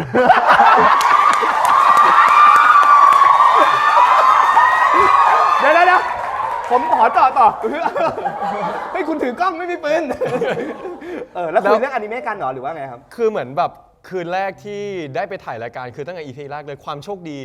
สำหรับเราสองคนคืออเราไปที่ดอยครับผม ซึ่งเป็นที่ที่ไม่มีสัญญาณโทรศัพท์ ใช่ครับใช่ ดังนั้นคือยังไงก็ได้อะคุณทำอะไรไม่ได้นอกจากคุยกันอยู่ 2 คนอ่ะ ใช่ครับใช่ คือเหมือนเป็นการบังคับอ่ะ มันประโยคแรกมันเริ่มยังไงใครเป็นคนชวนคุยแบบว่าเฮ้ยเราคุยกันเถอะเราไม่มีอะไรทำเลยว่ะ ไม่ใช่มันเป็นเหมือนแบบคุยเล่นไปเรื่อยๆ แล้วก็โยงเข้ามาแบบเหมือนกับในเรื่องการแบบไลฟ์สไตล์ชีวิต เรื่องการใช้ชีวิต ทุก เรื่อง อย่างเลย เรื่องแต่ละคนแล้วก็ได้มา ใช่ครับ คุยเรื่องแบบเรื่องสมัยก่อนด้วยที่ว่าแบบเหมือนที่เราอาจจะไม่ได้คลิกกันมาก ใช่ ตอน ใช่ ตอนในช่วงแรก หมายถึงว่าเปิดใจคุยเรื่องนี้กันด้วย ใช่แบบ คุยกัน มัน ด้วย เหมือนมันเพิ่งเคยได้เปิดใจคุยกัน เพราะว่าก่อนหน้านี้มัน ไม่เคยคุยกันเลยไเคย มันใช้เวลาด้วยกันแต่มันไม่ได้รู้จักกันขนาดนั้นมันเหมือนใช้เวลาด้วยกันอย่างผิวเผิ ซึ่ง น ดีเนาะ ใช่ ดี ครับ เนาะ ใช่ครับใช่ แล้วมันยังไงวะ มัน หรือว่าแต่ว่าคือผมรู้สึกว่ามันคงมีเรื่องที่เชื่อมโยง เช่น คุณชอบนินจาคาถาเหมือนกันอะไรเงี้ย อ๋อ คืออันนี้จริงๆนะคือมันจะมีอันนี้ขอเล่าแล้วกันนะ ได้ มันจะมี เสร็จแล้วคุณส่งไม้ต่อให้เขาอีกทีนึง เดี๋ยวส่งไม้ต่ออีกที ได้เล่ามา คือในการที่ปอนได้เล่นเป็นคุณทีเนี่ยคือปอนเขาจะมีความเบียวของเขาในตัวอยู่แล้ว ซึ่งจริง ๆ แล้วผมกับปอนก็เป็นคนชอบดูทั้งการ์ตูนอ่านทั้งการ์ตูนด้วยกันเหมือนกัน ครับ แต่ว่าความแตกต่างคือว่าผมเนี่ยจะเป็นคนที่ตั้งแต่เด็กๆ ผมจะมีปมว่าผมอายในการที่ชอบการ์ตูนและชอบอ่านการ์ตูน อ้าวเหรอ เพราะว่าจะชอบโดนเพื่อนล้อ เข้าใจนะอันนี้ อ๋อเหรอ เพราะว่า ใช่คือแบบ อ่านการ์ตูน ใช่แบบเอ้ยอ่านการ์ตูนแบบ ใครเขาอ่านการ์ตูนนั้นว่าแบบมันเป็นของเด็กมันเป็นของที่แบบ โอเค แบบคนอายุรุ่นเราเขาไม่ทำกันหมายถึงว่าแบบเด็กม.ปลายเขาไม่ทำกัน ซึ่งผมก็แบบ แต่ผมอินมากผมชอบ ผมอินมากผมชอบมาก แต่ผมก็โอเคไม่เปิดเผย แต่คนนี้เนี่ยเป็นคนที่แบบเปิดเผยมาก แล้วแบบผมจำได้ว่าช่วงแรก ๆ ที่เรารู้จักกันนะคือช่วงที่คุณอินนารูโตะ อ๋อเหรอ ใช่ผม ซึ่ง ชอบ คุณเปิดเผยยังไงการเปิดเผยของเขามันเป็น ซึ่งผมก็อินนารูโตะ เออ แล้วผมอะคิดในใจทุกครั้งเลย เพราะว่าเขาเนี่ยเป็นคนที่ชอบพูดคาถาออกมา ใช่ชิโดริด้วยจ้ะ เฮ้ยอะไรอ่ะ แบบคาถานารูโตะแบบพูดหมดเลย แล้วผมอะชอบคิดในใจ อันนี้กูไม่เคยเล่าให้มึงฟังด้วยคือกูชอบคิดในใจว่าหนึ่งมึงกล้าพูดออกมาได้ไงแบบพูดออกมาแบบอยู่เฉยๆอะ ชิโดริอย่างเงี้ย ขาคิบุนชิโดจิตสึจริงๆอันนี้จริงๆอันนี้จริงๆ เดี๋ยวอันเนี้ยเวอร์ชันเล่าขอเวอร์ชันจริงหน่อยทุกคนเงียบฟัง คือมันจะมีความเหมือนคุณทีนะ ใช่ มันจะเขินๆในการทำหน่อย แต่ว่าแบบถ้ามันเป็นคนเองก็จะแบบคากิบุชิโนจิสึอะไรอย่างเงี้ย คือหนึ่งอะผมจะแบบพูดคำนี้ออกมาได้ไงโดยที่ไม่เขินเหมือนที่เวลาคนดูคุณทีละอายแทนอะแต่สองอะคือมันจะเป็นความแบบความรีเฟกกลับมาตัวเอง เพราะว่า อยากทำเหมือนกัน ไม่ใช่อยากทำมึงพูดทุกอย่างกูเข้าใจหมดเลย ทุกคาถาทุกเรฟเฟอเรนซ์ที่มึงพูดอะกูเสือกรู้หมดเลย มันก็เลยเป็นความแบบเหมือนตีกันอยู่ในตัวเองว่าแบบมันก็ดีเหมือนกัน มันก็ดีเหมือนกันแต่ก็ผมก็ไม่รู้จะรีแอคหรือจะรับมือยังไงกับคุณตอนที่เราเริ่มรู้จักกัน ไม่ ครั้ง แล้ แร ว ก ไอ้คาถาต่างๆอ่ะคุณทำมันตอนไหนคุณเลือกทำมันตอนไหนคุณทำมันเพราะอะไร ไม่คือผมจะรู้สึกว่ามันจะดูออกว่าผมเป็นคนไม่ชอบบรรยากาศการทำงานมันเกิด ใช่ ความ ใช่ หนื่ย ซึ่งเป็นข้อดีของ อ่ะ เขา สมมติเรื่องจริงที่เกิดขึ้น คุณไม่อยากให้บรรยากาศการทำงานมันตึงเครียด ใช่ แล้วแสดงว่าแบบอยู่ในห้องเนี้ยแบบทุกคนกำลังเงียบทุกคนกำลัง พวกเรา ตึ ตึ ง งเครียดกันอยู่แล้วคุณทำอะไร เช่นสมมุติว่าเราถ่ายซีรีส์กันอะไรอย่างเงี้ยมันเป็นซีนดราม่ามากๆ แล้วผมรู้สึกว่าโหถ้าเกิดทีแม่งเครียดว่ะเพราะว่าปกติเวลาเราจะทำงานมันต้องให้มันสมองมันมีความแบบโล่งๆอะไรเงี้ยผมก็กูคิดอะไรไม่ออกแล้วคากิบุชิโนจิสึ ไม่แต่มันเป็นเรื่องที่ดีนะหมายถึงว่าแบบพอได้รู้จักกันพอเลยเหมือนกับว่ารู้ว่าอีกคนหนึ่งพยายามจะทำให้อีกคนหนึ่งรู้สึกดีขึ้น พยายามไม่คลายเครียดมันก็เลยเหมือนกับแบบเข้าใจกันมากขึ้น แต่ไม่ใช่สายแบบบอกว่าเอ้ยเครียดอะไรอย่างเงี้ยแต่เราก็ ไม่ใช่แบบว่าเฮ้ยมึงเครียดเปล่าออกมา มันก็ ใช่แต่ว่ามันก็เป็นแบบมันเป็นสีสันของปอนที่ทำให้แบบเรียกเสียงหัวเราะในกอง แล้วก็ทำให้ทุกคนสบายใจเวลาอยู่กับเขา ผมว่าผู้กำกับน่าจะชอบเวลาคุณทำอะไร โอ้ แบบเนี้ย ชอบสุดๆ ชอบมากๆครับผม ชอบสุด ชอบมาก ผู้กำกับหนักเหมือนกันนะ ใช่ชอบสุด ๆใช่แต่หลังจากนั้นพอได้คุยกันมันก็เลยเหมือนได้รู้จักกันมากขึ้น แล้วก็เข้าใจกันและกันมากขึ้นครับผม ใช่ครั้งแรก ครั้งแรก จนถึงวันนี้อ่ะคุณเรียนรู้อะไรซึ่งกันและกันคุณเห็นความเติบโตซึ่งกันและกันยังไงบ้างอยากให้เล่าให้ฟังหน่อยเอามาฝั่งปอนบ้างก็ได้ อย่างจริง ๆ แล้วพวกเราสองคนจะเหมือนแบบมีเขาเรียกว่าอะไรบรรยากาศนำพา บรรยากาศนำพา ให้แบบได้มีโอกาส ว้าวมันดี ได้คุยกันแบบ อืม ปีละครั้ง อ๋อเหรอ มันเหมือนแบบสมมติไปแฟนมิตต่างประเทศ หรือมีสถานการณ์ไหนที่แบบอยู่ด้วยกันอะไรเงี้ยเราจะได้คุยกันแบบ คุยดิฟทอล์กอะไรอย่างงี้ ใช่ deep ใช่คุย deep talk ลึกๆ คุย deep อ่า talk และดี ใช่ ทอล์กทีนึงคือ 3-4 ชั่วโมงอะ ยันเช้าอะพี่ มันเหมือนมีเรื่องคุยไปเรื่อยอะไรอย่างเงี้ยครับ คุยอะไรกันอ่ะ ใช่แล้วมันเหมือนแบบทำให้เราสองคนแบบยิ่งสนิทกันมากขึ้นเรื่อยๆอะไรอย่างเงี้ยครับใช่ มันจะเป็นพวกแบบเรื่องงานเรื่องชีวิตเรื่องคนรอบตัวด้วย อาจจะมีเมาบ้าง ใช่ อุ้ยอยากฟังไง เดี๋ยววันหลังพี่แอดไลน์นะ เดี๋ยวถ้าพวกผมคุยกันเดี๋ยวผมลาก อย่าพูดเล่นนะเดี๋ยวผมแอดไลน์นะขอบคุณนะ ก็เลยแบบมันเหมือนได้สนิทกันมากขึ้น ใช่ พอแบบ ใช่ ได้คุย เพราะว่าคืออย่างที่บอกไปว่าเราเริ่มมาด้วยการที่แบบไม่ได้รู้จักไลฟ์สไตล์กันเลยอะไรอย่างเงี้ยแล้วผมรู้สึกว่าในการที่แบบทำงานเป็นพาร์ทเนอร์หรือการอยู่ด้วยกันมันเหมือนกับว่ามันต้องให้เกียรติกันทั้งแบบทั้งอีกฝ่ายแล้วก็เราอะไรเงี้ยเราจะไม่แบบไปบังคับว่าเฮ้ยมึงทำแบบนี้สิทำแบบนี้สิมันไม่ได้ครับมันเหมือนกับแต่ละคนอ่ะมันมีชีวิตแบบเหมือนแบบที่แตกต่างกันอยู่แล้วอะไรเงี้ย ใช่ เราจะอาศัยแบบปีละครั้งในการพูดมากกว่าว่าแบบว่าแบบโอเคไหมกับสิ่งนี้ที่เราทำหรือแบบไม่ติดตรงไหนไหมอะไรแบบเนี้ยใช่แต่จะไม่แบบอยู่ดีๆ ก็จะไปพูดทำให้อีกฝ่ายรู้สึกแย่นะผมจะ ใช่ เลือกทำแบบนี้กันใช่พวกผม คือผมว่าที่สำคัญที่สุดคือ ไม่ว่าจะใครก็ตามหรือว่าสายอาชีพไหนก็ตาม คือเวลาทำงานด้วยกันหรือเป็นเพื่อนกันคือต้องให้เกียรติกัน เพราะว่าอุปสรรคบางครั้งคือ ยิ่งสนิทกัน ยิ่งลืมไปหรือละเลยความสัมพันธ์ ใช่ เพราะคำว่าสนิท ใช่ครับ เนี่ยแหละ ใช่ มันเลยแบบมันเลยยากตรงนี้นิดนึง ใช่ ของทุกคน ใช่เปรียบเทียบเหมือนแบบงานกีฬาสีอะไรเงี้ย ครับ สมมุติถ้าเกิดแบบเรามีเพื่อนคนหนึ่งเราสนิทมากๆบางทีอาจจะทะเลาะกันเพราะแค่งานกีฬาสีก็ได้ผมรู้สึกว่ามันเป็นปกติมากๆ แล้วพอเรายิ่งทำงานตรงนี้เราแบบเราอยู่ในที่ที่เป็นแบบบุคคลสาธารณะอะไรเงี้ย ใช่ ทำอะไรเราก็ต้องแบบให้เกียรติกันแล้วก็ระวังตัวกันมากๆเหมือนกันครับใช่ ใช่ โอเค โอเค ดีฟเลย ดีฟเลย ดี ดี ฟ ฟเลย เลย เดี๋ยวไปมาเดี๋ยวดีฟเลย ดีฟเลย ดีฟเลย แต่ว่าได้เห็นมิติความสัมพันธ์ของพวกคุณ ครับ ที่เนาะให้เกียรติซึ่งกันและกันผมถามแบบไปไร้สาระเลย พวกคุณน่าจะรู้รายการผมสมาธิสั้นคุยอยู่ดีประโยชน์ ได้เลยพี่ ปอน บอกสำห คุ รับ ณ พวก เค ผม ยไว้ผมยาว ครับใช่ครับ คุณบอกว่าการไว้ผมยาวของคุณคือการหลงทางที่สุดในชีวิต ใช่ อะ หลงทางจริงผมแบบ คือผมเข้าใจว่ามีคนชอบผมยาวผมเข้าใจ เอ นะ อ แต่ว่าผมสั้นแล้วชีวิตผมเปลี่ยนนะ เออ ใช่ปะล่ะใช่ปะล่ะ จริงป่ะ เออ มันเห็นเหตุชัดๆเลยป่ะ ง่ายๆนะ ไม่ ตอน แล้วง่ายๆนะ คือตอนนั้นผมจำได้ว่าผมอยากตัดผมนานแล้วแต่ว่าเราถ่าย VR อยู่ VR คือซีรีส์ก่อนหน้าคุณทีที่เราเล่นด้วยกันคือ ครับ มันคิวมันเยอะเพราะนักแสดงมันเยอะอะไรอย่างเงี้ยแล้วแบบไม่ปิดกล้องสักทีก็ตัดผมไม่ได้เพราะว่ามันคอนอยู่ ผมจำได้ว่าตอนนั้นอ่ะผมอ่ะเลิกกองเราปิดกล้องตอนเที่ยงผมเสร็จ ใช่ ก่อนแล้วคุณอยู่กับสตางค์ต่อแล้วผมไปตัดผมวันนั้นเลย ทั้งเอาผมกลับไปสีดำแล้วก็ตัดผมเลย อ่า พอตัดเสร็จปุ๊บไม่ชิน อ่า ส่องกระจกมองหน้าตัวเอง เอาแล้วทำไงใส่วิกเหรอ ไม่ หรือว่า ใส่วิกไม่กล้า ใส่วิกแม่งเลยอะไร ตอนแรก เงี้ย คือทำใจสักพักหนึ่งไม่กล้าลงรูป ไม่กล้าลงรูป ไม่กล้าลงรูปเลย เออ อะไรอย่างเงี้ยแบบไม่กล้าไม่กล้าเจอใครเพราะแบบไม่ชินมากๆอะไรเงี้ยพอลงรูปไปคนคอมเมนต์เยอะมากคิดในใจกูทำอะไรผิดปะเนี่ยกูทำอะไรผิดวะ คอมเมนต์เขาว่าไงคอมเมนต์เขาว่าไง คอมเมนต์เขาชม อ๋อ ใช่ครับ เหรอ ใช่ มีแต่คนชอบมีแต่คนชอบ อ่ะแล้วคุณชอบไหม ดีชอบตอนตัดผมสั้นนะผมบอกเลยผมชอบแบบผมชอบมาก เพราะว่า2เรื่องที่ผ่านมาเนี่ยกูรำคาญมากกับการที่คัดปอนปัดผม ตัดผมใช่ครับ อ๋อเพราะว่าผมมันยาว ใช่ใช่ใช่ ปั่นตัวอะไรต่าง ใช่คือแบบมันไม่คือผมยาวอ่ะมันดี แต่ว่า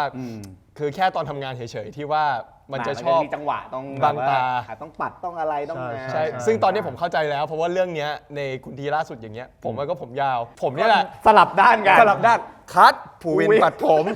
โอเค เข้าใจแล้วเข้าใจทุกอย่างแล้ว หลงทางไปนิดหน่อย หลงทางไปนิดหน่อย แต่ว่าก็ แต่ว่ามั มันก็ยาวจริงๆอะตอนนั้นอ่ะ มันก็เป็น โอ้ ช่วงแหละ ยาวมาก บางทีช่วงอย่างนั้นอย่างนี้ก็เปลี่ยนไป ไม่แต่ว่า ปีหน้าคุณอาจจะชอบผมยาวแต่ใคร ไม่แน่ไม่แน่ ทรงผมมันก็เข้ามันไม่ใช่ไม่เข้า มันก็หล่อแบบนึงอันนี้ก็หล่ออีกแบบนึง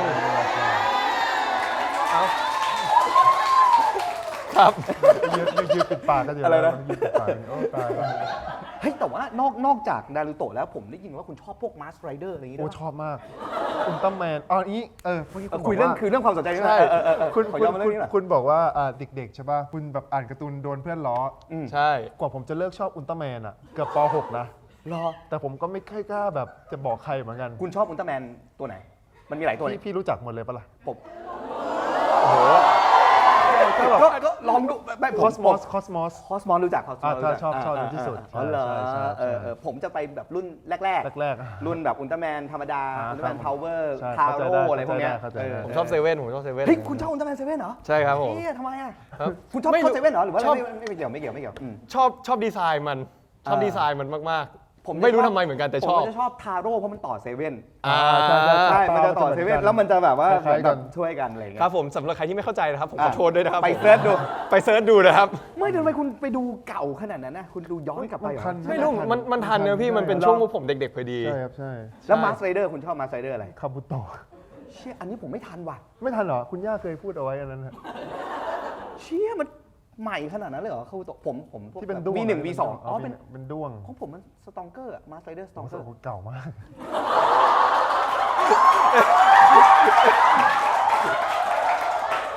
สตองเกอร์ตัว S กินน้ำไหมเดี๋ยวสาดให้เลย เผื่อเธออยากจะสาดฉัน คือตัวอยากจะเอาน้ำสาดหน้าฉัน จนแก้วจนแก้ว ผมเพิ่งเห็นแก้ว ใช่มีหน้าผมอยู่ตรงนั้นด้วย ครับครับผม กินน้ำโชว์พักแป๊บนึงไม่แล้วคุณเคย ผมชอบแก้วนี้จังเลย เอาไหมผมให้เฮ้ยเชี่ยเหมือน ผม ไม่ ไม่ติด เอา นะครับ อ๋อก็ดีคือมันไม่ได้แบบว่าอยากได้นะแบบผมไม่ติดนะอะไรครับโอเคงั้นผมขอเก็บไว้ที่นี่ก่อนก็ได้ครับแล้วคุณเคยฝึกแปลงร่างแบบมาสไซเดอร์ป่ะ ถามขนาดนี้เด็กๆก็เคยแต่จำไม่ได้แล้ว ไม่ทำให้ดูหรอก โถ่เอ้ย คุณไม่เคยแบบ โอ้ยแต่ว่าอันนั้นผมเคยเห็นแต่ผมไม่เข้าใจเหมือนกันเพราะว่ามันเขาเก่าๆเขาจะมีท่า คือรุ่นใหม่มันไม่มีท่าแล้วเหรอ รุ่นใหม่เอาคาบุโตะแค่แบบแปลงร่างใส่เข็มขัดแค่นั้นแปลงร่างแล้ว ไอ้เหี้ยของผม ใช่เคยเห็น อันนี้คือพี่ยูสัมภาษณ์เราหรือว่ามึงแบบหลอก ผมเลยแบ็กอาร์เอสไงผมเลยแบ็กอาร์เอส อะไรได้แบบนี้RX เอางี้เรื่องเบียวของผมพอแล้วดีกว่า คุณช่วยพูดซีรีส์แบบคำเบียวๆให้ฟังในรายการได้ไหมผมอยาก อยากได้ยินประโยค ฟังสดๆมันมีหลายอันมากมันเช่น นี่ฉันทำให้เธอขุ่นเคืองถึงขนาดจะให้อภัยกันไม่ได้เลยเหรอ โอเค ไม่แต่ว่ารีแอคจริงให้ดูหน่อยได้ไหมว่าแบบ เอาเล่นในกัน ได้ นี่ฉันทำให้เธอขุ่นเคืองใจ ผมเป็นคนพูดป่ะหรือว่าคุณพูดคุณจำได้นะ ผมจำได้ รายนั้นอ่ะ นี่ฉันทำให้เธอขุ่นเคืองใจ ขนาดที่จะให้อภัยกันไม่ได้เลยเหรอพีเชยรัตน์ไหนจะริมฝีปาก ที่กระทบบนมือของเธอ ก็ไม่สามารถทำให้เรากลับมาคืนดีกันได้งั้นเหรอ อะไรนะคุณ เอาอันนี้ดีกว่าราตรีสวัสดิ์ราตรีสวัสดิ์นะคนดื้อดีกว่าอันนี้อยากฟังมากเลยอยากฟังสดๆมากเลย ตอนนั้น หรือลองหรือพูดกับพี่ยูไหมถ้างั้นอะถ้าเป็นพี่ยูเขาอยากอะ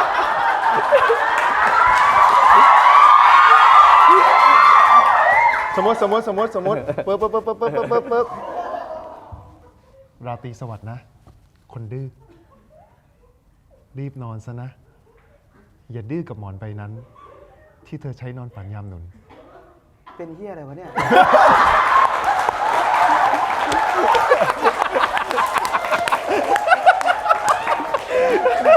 ไม่แล้วผมเชื่อว่าคนดูทางบ้านอะตอนดูฉากเนี้ยมีคำนี้ในหัว ใช่จริงๆใช่ตอนผมเห็นครั้งแรกอ่ะมันคือมีมอะไรวะ มันคือมีใครมาแบบอย่าดื้อกับหมอนใบนั้นที่เธอฝันยามหนุนละครเก่าด้วย แล้วผมดูแล้วผมชอบมากเลยเวลาแฟนคลับดูอย่างนี้จะแบบเอาอีกแล้ว หรือแบบช่องเลี้ยงต่างๆดูอย่างเงี้ยชอบมากเพราะว่ามันคือความรู้สึกที่ผมได้รับณหน้ากอง คุณได้มาเยอะแล้วคุณได้ ใช่ มาเยอะ แบบเนี่ยแหละคนดูจะต้องรู้สึกเหมือนที่ผมรู้สึก สมมติเอ็กซ์กุศินะคุณมีประโยคอะไรแบบนี้ที่จะปรากฏออกมาให้เราได้เห็นบ้างมันพูดได้ไหมอ่ะพูดได้ไหม ไม่ได้จะพูดเป็นประโยคได้ พูดเป็นประโยคได้แต่ว่าคุณห้ามเอาไป ถ้า เผย เกิ แพร่ ดว่าผมเจอใครไปนะกูตบล่วงหมดเลยนะสัญญาก่อนนะสัญญา อย่านะคนในสตูนี่ใส่ชื่อนามสกุลมาด้วยถูกไหมก่อน ใช่กูจะส่งมาเฟียไปยิงรายคนสัญญา โบ นะ เก็บให้หมด แต่จะได้ฟังแค่ประโยคเดียวแหมถ้าสวัสดีครับนี่กูฮาเลยนะ อันนั้นแหละ ผมเกริ่นก่อนมันเป็น EP 5 ที่ผมชอบบอกว่าผมชอบที่สุด เพราะมันครบมากเมื่อคืนเรามีโอกาสได้เห็นฟุตนิดนึงทีเนี้ย คุณเกรนบอกว่ามันเจ๋งมาก มันเจ๋งมากคุณที แค่พูดประโยค คุ ก็ ณ พ ที อ จะบอกว่าฉันพร่ำบอกเธอเช้าค่ำว่าภายใต้การดูแลของฉันเธอจะปลอดภัย แต่เธอก็ยังจะคิดหนีกันไปเนี่ยนะปุ๊บแต่บอกว่าถ้าในนรกหรือบนสวรรค์มีคนของตระกูลลีอยู่ฉันใช้บรรพบุรุษของฉันขังเธอไว้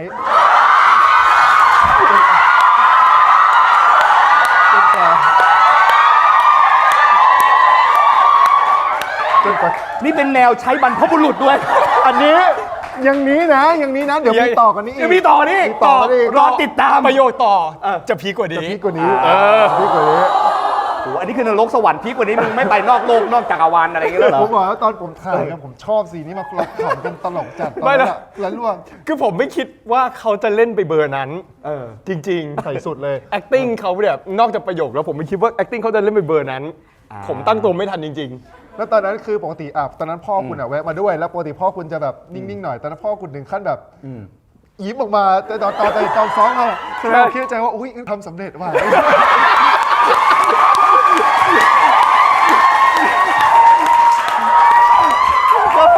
ท็อปเหรอท็อปเหยินนี่เหรอ ๆเอ้ยคือพ่อผมจะเป็นคนแบบคนนิ่ง ใช่ เพราะว่าคุณยิ้มออกมา ๆ ใช่ พ่อ ใช่ เห็นแล้วยิ้มแบบแบบเห็นผมเล่นอย่างนั้นเนี่ยแล้วก็ ใช่ ตลกโดนเส้นกูจะโดนเส้น เอาฝากบรรพบุรุษคุณ ฝากบรรพบุรุษคุณทีด้วยครับ ผมมีเกมครับมาชวนเล่นกันนิดหน่อยครับ ได้ครับ เกมนี้เนี่ยชื่อว่า Now You See Me ครับเรามองอีกคนเป็นแบบไหน ผมจะมีกระดานให้ทั้งสองคนเลย ทั้งคุณปอนทั้งคุณภูวินเลย ครับ แล้วผมจะถามคำถามที่คุณคิดให้คุณตอบว่าคุณคนนี้เป็นยังไงเข้าใจนะ เช่นแบบว่าคนนี้ชอบสีขาวหรือสีดำคุณก็แค่เดาตอบไป โอเค แต่คำถามจะเป็นยังไงเดี๋ยวผมจะค่อยๆไล่อ่านเดี๋ยวขอกระดานด้วยครับทีมงานครับ เราเล่นเกมแล้วเรามาช่วงท้ายเหรอ ยังมีอีกเกมยังมีอีกเกม คุยเรื่อยๆตลกดี นี่ ดู คุณดูไม่อยากกลับอะ จอยอะมันจอย จอยดีแฮป จอย ปี้ดีใจคำถามแรกอย่าลืมนะครับ ผม คุณคิดว่าอีกคนนึงเป็นยังไงแล้วคุณตอบคุณไม่ได้ตอบ อีกคน ให้ตัว หมายถึงว่า ใช่ คนนี้ใช่ไหมครับ คำถามแรกครับ สิ่งที่คุณคิดว่าเป็นเสน่ห์หรือจุดเด่นที่สุดของอีกคนคืออะไรอ่ะคุณต้องคิดแทน อันนี้ต้องวาดรูปเป็นรูปเขาหรือว่าเป็นรูปเป็นอะไรก็ได้อะ เอาคุณคิดไปถึงวาดรูปเลยเหรอ คุณอยากใช้เวลากับที่นี่นานมากเหมือนกันครับถ้าคุณแค่คุณเขียนเอาว่าคุณอ่ะก็ต้องคิดว่าภูวินเขาคิดว่าอะไรเป็นเสน่ห์ที่สุดของเขา ครับ แล้วภูวินก็คิดว่าอะไรที่ปอนคิดว่าเป็นจุดเด่นหรือเป็นเสน่ห์ของอีกคน โอเคขอนึกก่อน คิดแทนอีกคนหนึ่ง ก็คือให้เขียนแค่ของอีกคนก็พอใช่ไหม ใช่ โอค ว่าเขาจะคิดว่าอีกคนยังไงซับซ้อนไหมล่ะมีหน้าถึงอยากคุยกันเฉย แป๊บนึงนะผมขอ clarify อีกรอบคือ ได้ ให้เขียนในสิ่งที่เราคิดว่าเป็นเสน่ห์ของเขา ๆไม่ใช่ ให้เขียนในสิ่งที่เขาคิดว่าเขาอ่ะเป็นมีเสน่ห์ อุ้ยอ๋อเขียน เดาใจ เดา อ๋อ ใจได้เลย เดาใจแล้วเดี๋ยวค่อยมาเฉลยว่าถูกหรือไม่ถูกใช่ไหมฮะ จะคุณก็เปิดออกมา แล้วคุณนั่นแหละสองคนจะเป็นคนเฉลยกัน โอเคได้โอเค อุ้ยยากจังอะไรเขียน ยากจังเลย แบบเป็นอางนี้ ได้ เขียนน่าจะนี่ อันนี้คุณคิดว่านี่เป็นเขาน่าจะคิดว่าเป็นเสน่ห์ของเขาอะไรเงี้ย ใช่ โอเค ใช่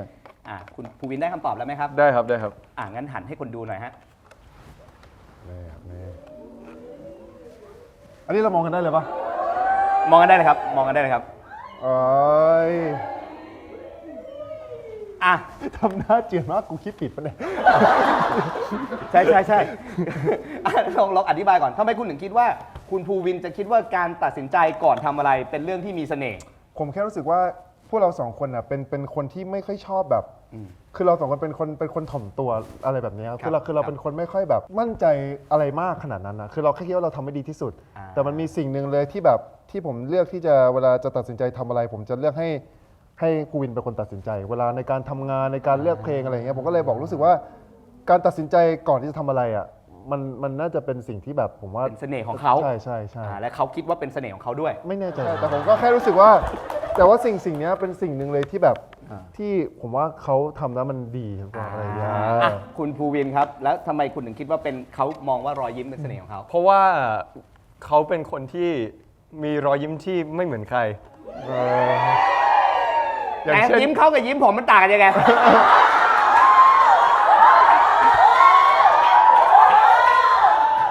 ยิ้มคุณสดใสกว่าผมเยอะ เพื่อนลองยิ้มระบูบูให้พี่อยู่ฝั่ง ยิ้มระบุ โอ้ยขำอร่อยเว้ย ชอบอ่ะยิ้มระบุ ไม่แต่ว่าอาจจะพูดจริง ๆ คือผมคิดว่าเขารู้ว่าเขาเป็นคนที่แบบยิ้มสวยฟันสวยก็เลยแบบคิดว่าน่าจะเป็นเสน่ห์ที่เขาพราว นอกจากความคำพูดกับความเดียว โอเคอ่ะถูกต้องไหม ก็ สิ่งที่ ถูกนะครับ โอเคภูวินอ่ะคุณภูวินคุณคิดว่าแบบนี้เป็นเสน่ห์ของคุณไหม ไม่รู้เหมือนกันสิ คือขอบคุณมากที่บอกว่าเป็นเสน่ห์ของผม อย่างนี้ไปพูดอีเวนต์เปิดนี่โอ้โหไหลลงหมดแล้วนะ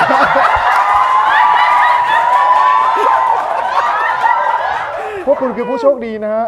เพราะหลังจากวันนี้ไปก็อาจจะยากหน่อยเดี๋ยวพวกคุณอะไรเนี่ย อ่ะลองมาอันต่อไป อันนี้มันแบบว่าสนุกเล่นๆครับ ครับผม ถ้าอีกคนหนึ่งตั้งฉายาให้อีกคนหนึ่งคำถามนี้ค่อนข้างงงใช่ไหม ครับ มาช่วยกันทบทวนกับผมหน่อย ผมว่าผมเข้าใจอยู่ผมเป็นคนชอบตั้งฉายา อันนี้ ให้คน อันนี้คือข้อสอบแกดแพทปะเนี่ยพี่แบบเชื่อมโยงไม่ได้ ใช่แล้วก็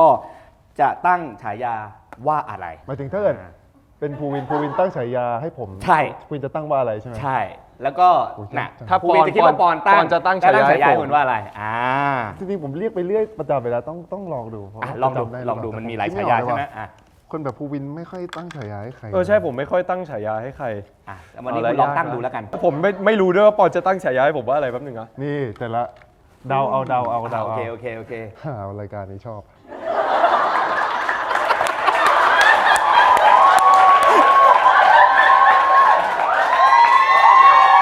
ผมไม่ได้ขอเขาเลย ถ้าอยู่ปกติเขาท่องนินจาคาถาแล้ว อันนี้อยู่นินจารายการที่ชอบ ขอบคุณมากครับปอน ก็ผมไม่มีปัญหา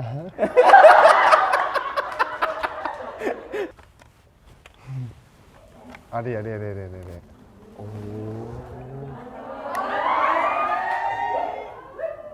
ด้ก็ดูถูกนะ เพราะว่า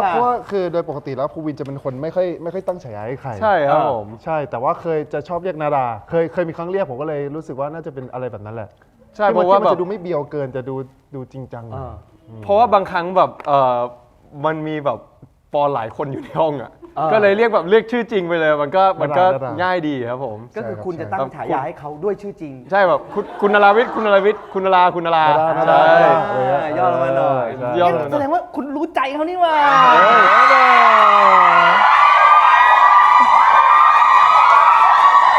ตาคุณดูพี่แล้วคุณทำหน้านี้โคตรแก่เลยอะใครเก๊กหน้านี้บ้างวะ พี่ได้มาเท่าไหร่พี่ต้องแบ่งพวกผมเลยนะ ของคุณภูวิน ของผมน่าจะต้องมีการออกเสียงแบบพิเศษครับผม มันคือยังไง มิสเตอร์ จำได้ มิสเตอร์แชงแซกเยน ใช่ผมชอบเรียกชอบไม่ มันคืออะไรนี่แสดงว่าแอบฟังแล้วปกติเห็นด้านนิ่งไปเวลา เวลาเขาชอบเรียกคนอื่นเขาจะชอบแบบให้ฉายา ผมจะให้ฉายาผมจะบอกเอ้ยเอาหน่อยเร็วมิสเตอร์แทงแซกคิวนี่ผมจะเรียกไป หรือว่าแบบใครดีอ่ะพี่เอ็กซ์อย่างเงี้ยที่เป็นผู้กำกับของมิสติในคุณทีเขาจะเรียกคุณผู้กำกับณัฐพงศ์ มุ่งกับนัตพงศ์ คือเวลาเขาเรียกอะ ก็ เขาจะทำให้ชื่อเล่นมันยาวขึ้น ปกติคนส่วนมากทำให้ชื่อมันสั้นขึ้นใช่ไหมมันจะได้จำง่ายขึ้นคนนี้ก็ทำให้มันยาวขึ้น ใช่ ทำให้ผมเลยดิ อยู่เหรอ ผมกตัญญูที่จริงผมคุณจะตั้งยังไงก็ได้ผมอยากได้ แต่เดี๋ยวขอเวลาได้ว่าอันนี้มันต้องแบบอยู่ดีแล้วมันมาเองอะเดี๋ยวผม ภายในท้ายรายการภายในท้ายรายการ มันจะมาเรื่อยๆ ข ใช่ อฉายาให้ผมด้วยนะ ได้ ซึ่งผมเคยถามเขานะ เออ ว่าเฮ้ย อืม คือผมมันเป็นคนที่จำชื่อไม่เก่งพี่ผมมีปัญหากับการจำชื่อมาก อ่า จริงแล้วนี่คือเพิ่งผ่านมาวันสองวันเอง วันสองวัน คำถามนี้ เองใช่ ผมก็แบบแบบผมเป็นคนจำชื่อไม่เก่งทำยังไงก็จำชื่อไม่ได้แบบรู้สึกแบบแย่มากเลยบางครั้งเวลาเจอบางคนแล้วผมจำหน้าเขาได้แต่ผมจำชื่อเขาไม่ได้ อ่า แล้วปอนก็เลยเฉลยว่า มันต้องแบบคือ มันมีวิธีเหรอ คือผมก็เป็นเหมือนกัน คือตอนที่ผมเข้ามหาลัยแรกๆอะไรอย่างเงี้ยคือพอมันเป็นแบบรั้วมหาลัยมันคนมันเยอะมาก ครับ อะไรอย่างเงี้ยใช่ไหมครับแล้วแบบมันก็จะมีเพื่อนแบบหลายสาขา มันมีเพื่อนอยู่คนนึงอยู่อีกสาขาหนึงผมจำหน้าได้แม่นเลยนะแต่ผม แต่ จำ จำชื่อไม่ออกนึกชื่อไม่ออก คือผมถามเขา4 รอบ ถามชื่อนะ ในช่วงเวลาที่อยู่ในปีหนึ่งอะ ตอนถามออกมาถึงเฮ้ยโทษทีนะนาย ชื่ออะไรนะขอโทษอีกรอบหนึง อ่า ตอนนี้ แล้ว ผมพูดตรงๆนะตอนเนี้ยไม่ใช่การแสดงนะผมจำชื่อเขาไม่ได้เหมือนกัน อ่า เพราะผมไม่ได้ตั้งฉายา อ๋อ แล้วเขาก็เลยบอก แต่ถ้าเราตั้งฉายา คือ ไว้ มันเหมือนว่า ใช่ ถ้าเราจำได้เราตั้งฉายากับอะไรสักอย่างในคาแรคเตอร์ที่เราชอบอะไรพวกเนี้ยมันจะแบบมันจะจำได้ อย่างเขาก็เลยบอกผมว่ามึงรู้เปล่าเหตุผลที่กูชอบตั้งฉายาให้คนอื่นนะไม่ใช่เพราะอะไรกูแค่จำชื่อเขาไม่ได้ มันจะมีพี่คนหนึ่งในกองคุณทีที่ ครับ ชื่อ ผม พี่กัปตัน อ่า พี่กัปตันเป็นผู้กำกับซัมเมอร์ไนท์อะไรอย่างเงี้ย ครับผม ผมชอบเรียกเขากัปตันเคปแมน กับตันเคปแมน ซึ่งแบบ3 วันแรก 3 คิวแรกที่ถ่ายคุณที ทุกคนงง ทำไมกัป กัปตั ตั น น Cape ทำไมต้องกับตันเคปแมนแบบก็เรียกเขากับตันสิเพื่อมาทำไม เพราะมันคือตัวการ์ตูนเรื่องหนึ่งลองไปเสิร์ชดูได้กัปตันเคปแมน อ่า ใช่มันจะเป็น แล้ว ตัว มันทำให้เรา เป็น จำ มนุษย์ถ้ำเลย เราก็เลยจะจำเขาได้ จำได้ ว่าเขาชื่อกัปตัน ใช่ครับ เพราะเราเพิ่ม ใช่ เคปแมนเข้าไป ใช่ครับ ทำไมมึงไม่จำแค่กัปตันล่ะ ไม่รู้อ่ะ มันช่วยให้เซลล์สมองมันลอยหยักเพิ่มขึ้ เฮ้ย น ไม่แต่ว่ามันไอคอนิกจริง มันทำให้ในโกมันจำได้จริง อ๋อเหรออ๋อเหรอ ๆ เพราะผมก็จำไปด้วย อ๋อเหรอ จริงๆ อ๋อคุณ จริงๆ ก็จำกัปตันเคปแมนไปด้วย ใช่ รู้ไหมผมจะจำเขาในฐานะกัปตันเคปแมนด้วยอีกคนหนึ่ง กัปตัน ถึง เคป ผม แม ยัง น ไม่เคยเจอเขาเลย พอมันยาวขึ้นแต่เราจะมีความแบบเฮ้ยอะไรกัปตันเคปแมนเนี่ยมันจะมีความอย่างนั้นอยู่ อย่างน้อยมันก็จะแบบมีชื่อพ่วงมาเนาะ ใช่ใช่ โอเค ผมขออีกสักอันหนึ่งแล้วกันสำหรับ Now You See Me นะครับ ครับ ถ้าเลือกให้ของขวัญได้ 1 ชิ้น คือคิดว่าเขาจะให้อะไรคุณ มันจะคิดว่า ใช่ ถ้าภูวินจะให้ของคุณได้ 1 ชิ้น คุณคิดว่าเขาจะให้อะไร ภูวินครับ ถ้า อุ๊ย ปอนจะให้คุณ ยากจังเลยอะ นะ โอ้โห มันก็ง่ายๆ กับตันเคปแมน จำชื่อคนยังทำให้ยากเลยลองดูคิดเล่น โอ้ยยากคิดกัน ๆ เฮ้ย ยากจริง ลูกคอมันลอยจังเลยอะเฮ้ย คิดก่อน คิดเล่นๆคิดเล่น ยาก ๆ จริง ได้ ยากจริง ได้เดี๋ยวผมจับเวลาให้ติ๊กตักติ๊กตักติ๊กตักติ๊กตัก รบกวนสมาธิเย็นแซวแล้ว ยากจังเลย คุณทีเขามีทุกอย่างแล้วสิ เอาอะไรดีวะ เป็นแก้วในรายการกตัญญูทุนไร้ไม่ได้นะมันไม่ได้ออกสอบอะไรนะ จริงมันไม่ได้ออกสอบแล้วแต่มัน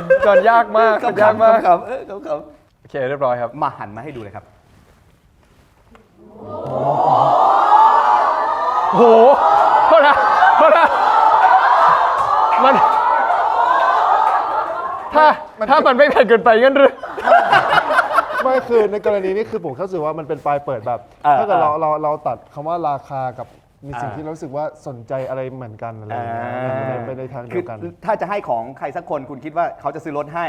ถ้าเกิดรถมัน อันนี้ ราคา ไมเซ็ตแบบคุณ ไม่แพง ทีเลยไมเซ็ตแบบคุณทีเลยของชิ้นแรกที่คุณซื้อในการสานสัมพันธ์ สัก รถเนี่ยเหรอ รถเนี่ยนะแพง อะไรนะ รถเนี่ยนะแพง มันแพงเกินไป รถเนี่ยนะแพง แล้วคุณเป็นหูฟังกับลำโพง ครับผม เอาไปใช้ในรถคันนี้ ก็ใช้แทนแล้วกัน ไม่ต้องต่อแล้วรถเนี่ยต่อลำโพงแทน อ่ะประมาณนี้เราอยู่ทีวีครับผมครับผม ครับผม เก็บเลยคุยต่อเนี่ยคุยต่อเนี่ย โอ้โห คุยต่ออีกนิดนึง รถเลยเหรอเพื่อน คุยต่ออีกนิดนึง คือจริง ๆ แล้วอ่ะพวกเราสองคนแบบคือพอมันมาถึงวันเกิดทุกปีใช่ไหมมันคิดไม่ออกว่าจะซื้ออะไรให้ ใช่ เพราะว่าจริงๆเราสองคนเป็นคนที่ค่อนข้างแบบเรียบๆง่ายๆอะไรอย่างเงี้ยในการใช้ชีวิตอยู่แล้ว เอาเหรอเรียบง่าย ใช่ครับใช่ใช่ โอเค ผมมันอาจจะยากไปหน่อยโทษที ไม่เป็นไรครับ รถมันเป็นของเรียบๆง่ายๆที่ให้กันนะพี่ นั่นแหละ ที่ สำหรับคุณพีก็ แต่สำหรับคุณทีมันสบายมาก ใช่ ซื้ออะไรให้ก็ได้ เออ คุณปอน ครับ คุณจะไม่ทิ้งขยะไม่เป็นที่เพราะกลัวเจ้าที่ตามไปหลอกจริงไหม จริงไหมเนี่ย อันนี้เรื่อง อันนี้จริงปะ อันนี้เรื่องจริง คือเด็กๆอ่ะแม่จะชอบบอกผมว่าปอนคือเวลาที่เราจะทิ้งขยะอย่าไปทิ้งต้นกล้วยนะลูกเดี๋ยวจะโดนผีตานีหลอกอะไรอย่างเงี้ยมันโดนมาตั้งแต่เด็กผมเป็นคนกลัวไง คุณก็เลยเป็นคนช่วยโลกรักษาสิ่งแวดล้อม คือเวลาที่ผมจะทิ้งขยะสมมุติแบบ มันไม่มีขยะจริง ๆอ่ะผมจะถือจนกว่ามันมาเจอขยะเพราะผมกลัวว่าเดี๋ยวทิ้งตรงนี้เจ้าที่มาหลอกกูทำไงวะ ก็เป็น mindset ที่ดีสำหรับกินกรีนใหม่แบบใหม่ จริงๆ แล้วถ้าเราปรับหลักสูตรและสอนเด็กแบบนี้มันอาจจะทำให้ ประเทศไทยเป็นประเทศที่สะอาดขึ้นก็ได้นะพี่ ใช่ แบบ ใช่ บางคนอาจจะฟังคุณแล้วแบบไม่เชื่อแบบทำไมต้องทิ้งเป็นที่บอกสิผีไปหลอกตาม เขาหลอกจากอะไรนะผีอะไรนะผีตานี คือต้นกล้วยผีตานีคือเราจำมาจากอะไรอย่างนั้นมาตั้งแต่เด็กๆอะไรเงี้ย แปลกเนาะคุณชอบก้านกล้วยมาก คุณกลัวผีตานีแต่คุณชอบก้านกล้วยมาก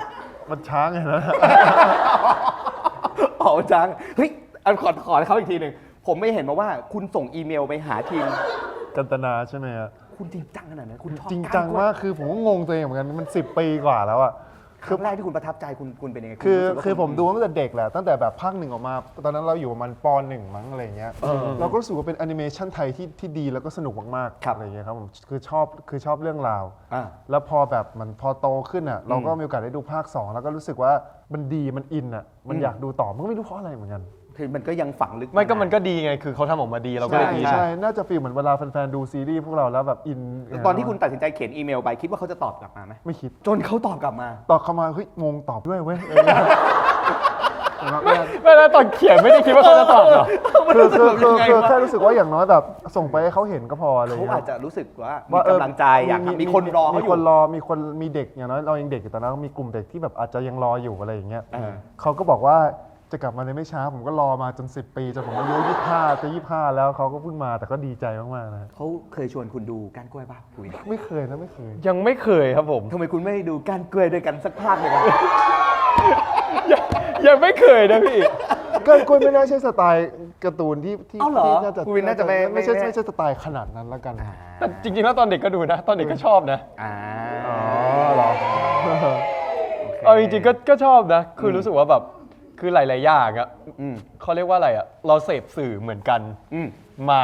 มันเป็น แต่ โลกยุคที่แบบเราดูทีวีดูอะไรคล้ายๆกัน ใช่ อะไรอย่างเงี้ย ใช่ ไหม แต่ว่าแบบหลาย ๆ ครั้งอาจจะไม่ได้แบบเขียนอีเมลไป เฮ้ยผมถามคุณภูวินบ้างเลยอ่ะรายการผมถามไปเรื่อยอยากถามแล้วก็ตามสคริปต์บ้างนอกบ้าง ได้ฮะ คุณเป็นคนมีวิชั่นในการหาร้านอาหารเลือกร้านอร่อย จริงเหรอ โอ้คือผมไม่ได้รู้สึกว่าผมมีขนาดนั้น จนกระทั่งปอนเริ่มอวยผมเรื่องนี้บ่อยๆผมเริ่มชมแบบบ่อยๆจนผมแบบเฮ้ยสกิลเราการหาร้านอาหารมันขนาดนั้นเลยเหรอ จริงเหรองั้นปอนต้องเล่าให้ฟังหน่อยว่ามันเป็นยังไงคือเขามีทักษะยังไง ผมมีฉายาอีกหนึ่งอย่างของคุณ อ้าว ผมจะชอบเรียกว่าบางทีแบบเฮ้ยไอ้นี่ God of Hungry เหมือนกัน ใช่God of Hungry คุณมันหัวครีเอทีฟเหมือนกันนะ คือ God of Hungry คือมัน ครั้งแรกที่ผมได้ยินผมแบบฮะ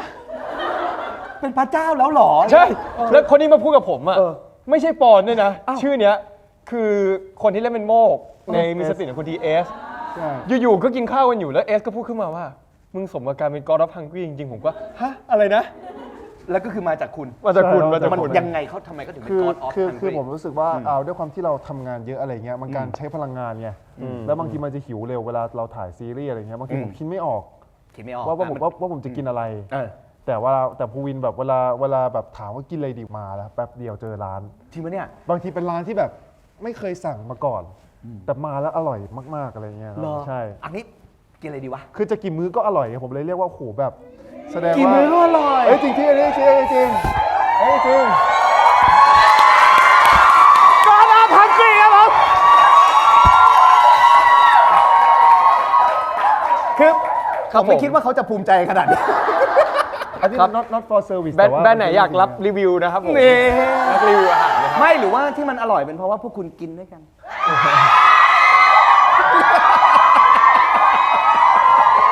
ขอโทษ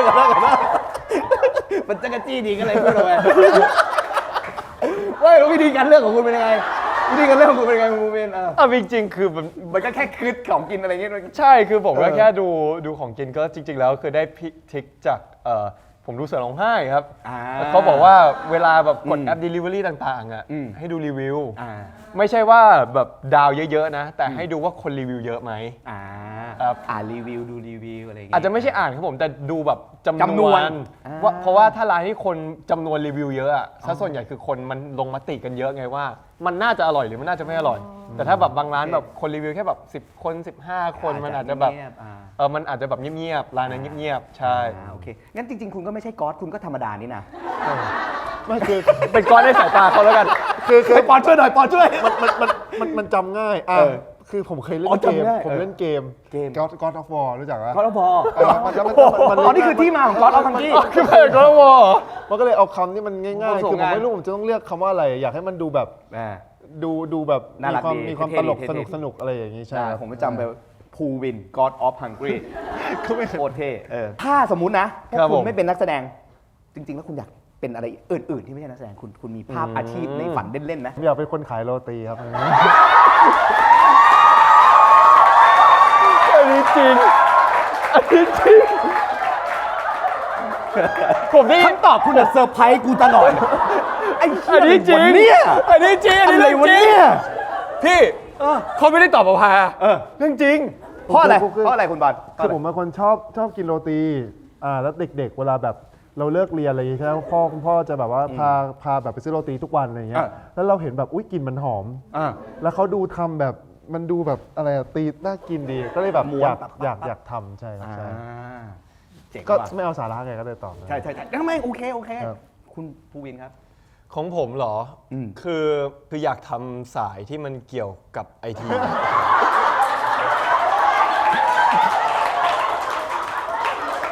โรตีไอทีแต่อย่างน้อยมันคล้องจอง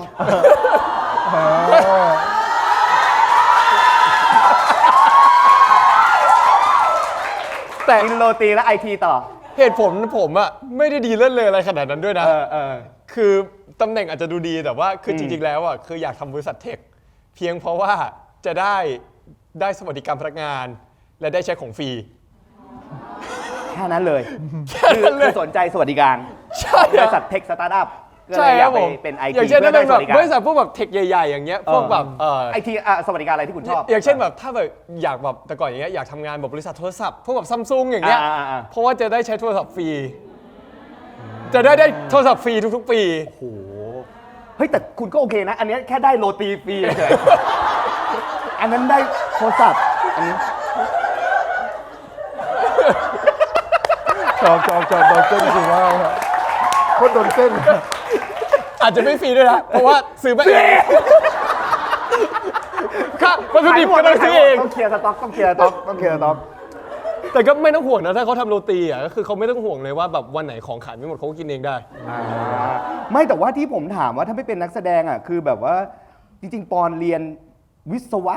ชีวการแพทย์ ครับ ใช่ป่ะคุณเลือกเรียนเพราะอะไรอ่ะ เอาอยากให้ตอบแบบเอาสาระจริงๆหรือว่าเอาตลกเพราะว่า คุณอยู่กับผมมาชั่วโมงนึงแล้ว คุณว่าผมอยากได้อะไรล่ะบอล คือผมมี mindset อยู่ 2 อย่างในการช่วยให้มันซัพพอร์ตกัน โอเค คือถ้าเกิดพูดแบบสาระก่อนเลยนะ คือตอนมต้นอ่ะผมคิดไม่ออกว่าผมจะเรียนอะไรดี คือเราเล่นดนตรีเราก็แบบเหมือนแบบยังไม่หาตัวเองไม่เจอว่าถ้าเกิดเราแบบเข้ามหาลัยไปเราจะทำอะไร เพิ่งมาคิดได้ตอนม .4 เพราะว่าเหมือนกับได้มีโอกาสไปฝึกงานของทางที่บ้านที่เขาทำเกี่ยวกับพวกอุปกรณ์อะไรพวกนี้อยู่แล้วยานยนต์อะไรพวกนี้ทั่วไปอะไรเงี้ยแล้วก็เลยแบบคิดว่าชีวิตก็คงต้องแบบหาอะไรทำที่มันจริงจังแล้วก็เลยเลือกเรียนแบบวิศวะแต่ว่ายังไม่รู้ว่าจะเรียนวิศวะอะไรดี เพราะว่าเหมือนแบบเราอยู่ศิลป์คำนวณไงมต้นแบบไม่ตั้งใจเรียนเกรดไม่ถึงก็เลยแบบต้องเข้าศิลป์คำนวณก็เลยแบบไปเรียนพิเศษเพื่อที่จะเอาวิศวะอะไรก็เลยอยากจะเลือกที่มันแบบที่มันมีน้อยๆในไทยตอนนั้น ก็เลยเลือกวิศวะชีวการแพทย์เพราะว่าตอนนั้นก็ไม่คิดว่าตัวเองจะแบบเป็นนักแสดง เราแค่รู้สึกว่าทางนั้นมันเป็นโอกาสแบบที่จะทำให้แบบได้งานดีได้เงินดี แต่ว่าถ้าจะเอาไร้สาระเข้าไปด้วยนะ ใช่คุณรู้ใช่ไหมว่าที่คุณตอบเมื่อกี้ผมไม่ได้ต้องการ ก็คือพอแบบผมรู้สึกมันยากนึกถึงไอรอนแมนก่อนเลย คุณไปอยู่กับไอทีนั่นได้แล้วนะ คือรู้สึกว่าโอ๊ยมันดูยากว่ะโทนี่สตาร์กทำได้เลยอะไรเงี้ยเผื่อถ้าวันหนึ่งกูฉลาดจะได้สร้างชุดเกราะไอรอนแมนเลยมันเป็นเหตุผลซัพพอร์ตในการทำให้แบบเวลาเครียดเวลาอ่านสอบอะไรก็ช่างมันเถอะเนี่ยดูดิโทนี่สตาร์กพวก AI แต่กูจะทำได้บ้างอนาคตอะไรอย่างงี้ ฟังคุณดีฟทอล์กกันเขาเล่าเรื่องนี้ให้คุณฟังปะ รู้อยู่ รู้อยู่ เขา อะ เล่าเรื่องโทนี่สตาร์กอะไรให้คุณฟังเนี่ยเหรอ มันก็ต้องไป รู้บ้างครับ เชี่ยเจ๋งว่ะพูดถึงโทนี่สตาร์กผมเคยไปสั่งกับกาแฟสตาร์บัคเงี้ยผมก็เขียนเขาถามว่าชื่ออะไรผมบอกโทนี่ครับเขามองหน้าผมมึงเนี่ยนะโทนี่แล้วผมก็บอกต่อว่าสตาร์ก แล้วเขาเขียนให้ไหมพี่ เขียนให้ แล้วตอนขานเขาเรียกโทนี่สตาร์กคือแม่งแบบ พี่ผมอันนี้เรื่องนี้ไม่มีใครรู้ปัจจุบันตอนนี้เลย เฮ้ย พี่รู้เปล่าว่า Grab Delivery ผมชื่ออะไร โกโจซาโตรุ จริงจริงทำไม เพราะว่า ทำไมไม่ มันมีครั้งหนึงคือตอนแรกก่อนนะผมใช้ชื่อตัวเองปกติผมใช้ชื่อตัวเองปกติ เชี่ยโกโจซาโตรุสั่งข้าวว่ะ ผมใช้ชื่อตัวเองปกติ ทีเนี้ยมันมีคนจำได้หมายถึงว่าร้านอาหารเขารู้จักเราเปลี่ยนชื่อเป็นอะไรที่มันล้ำเลยแล้วกัน หน่อย ใช่ก็เลยเปลี่ยนชื่อไปเลยคิดไม่ออกแล้วโกโจซาโตรุแล้วมีครั้งหนึ่งพี่แก๊ปเขาเคยพิมพ์มานะแต่ไม่ได้แคปลงบอกว่าแบบอุ๊ยลูกค้ากลางอาณาเขตได้ด้วยปะครับเนี่ย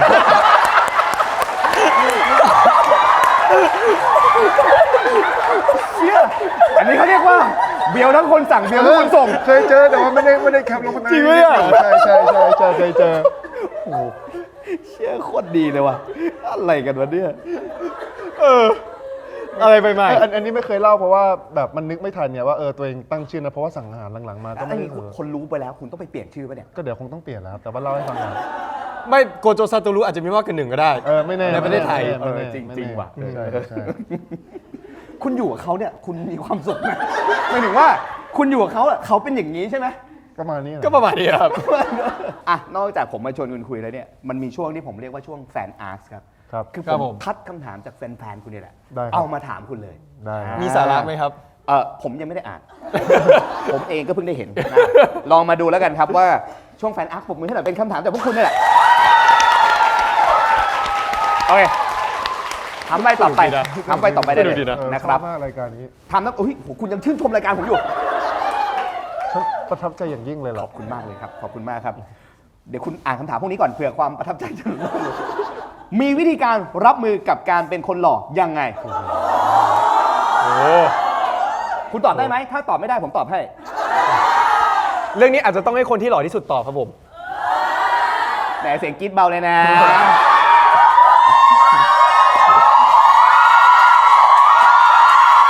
หยุด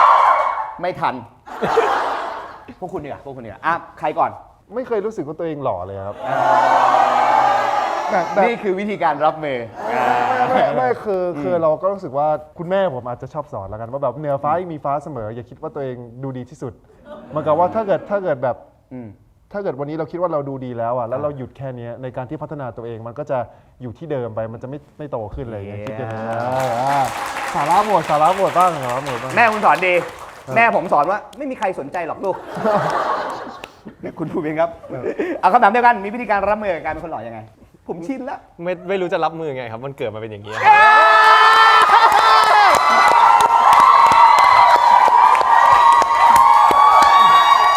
คำถามแรกผ่านไปครับ ไม่ได้ทำจมูกไม่ได้ทำอะไรมาครับผมพูดเลยนะ มันต้องแบบนี้แหละมันต้องมีคนแบบจริงจังคนนึงนี่อย่างเงี้ยโดนใจ ใช่ มันต้องมีโรตีคนไอทีคน คำถามต่อมาถ้าต้องโปรโมทอีกฝ่ายให้กับคนที่ไม่ได้เป็นแฟนคลับ จะโปรโมทยังไงคุณปอนคุณโปรโมทคุณภูวินหน่อยสิ โอ้ยไม่ต้องโปรโมทหรอกยังไงคนเจอปุ๊บชอบเลยอยู่แล้วจริงๆที่ผมเห็นตลอดแบบเห็นเป็นแบบคนข้างนอกอ่ะโดนตกมาตลอดเลยโดยที่ไม่ต้องทำอะไรเลย โอเคภูวินครับ คุณจะโปรโมทคุณปอนยังไงครับ ได้โปรดเถิดสวรรค์ ได้โปรดนำความเจ็บปวดทั้งหมดที่เธอมีมาให้ฉันแต่เพียงผู้เดียว เคยฟังประโยคนี้ไหม นี่แหละเพื่อนผม ได้โปรดเธอสวรรค์รู้จักไหมเนี่ยคุณไม่ได้ดูจริงเหรอเนี่ยคุณที EP 1ไงที่ผมคุกเข่าแล้วพูดว่าได้โปรดเธอสวรรค์ นี่ครับ เดี๋ยวผมทำให้ดูให้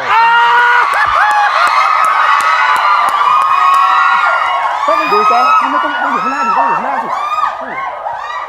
ยังไงผมอยู่ตรงนี้เหรอ แล้วคุณคุกเข่าเหรอ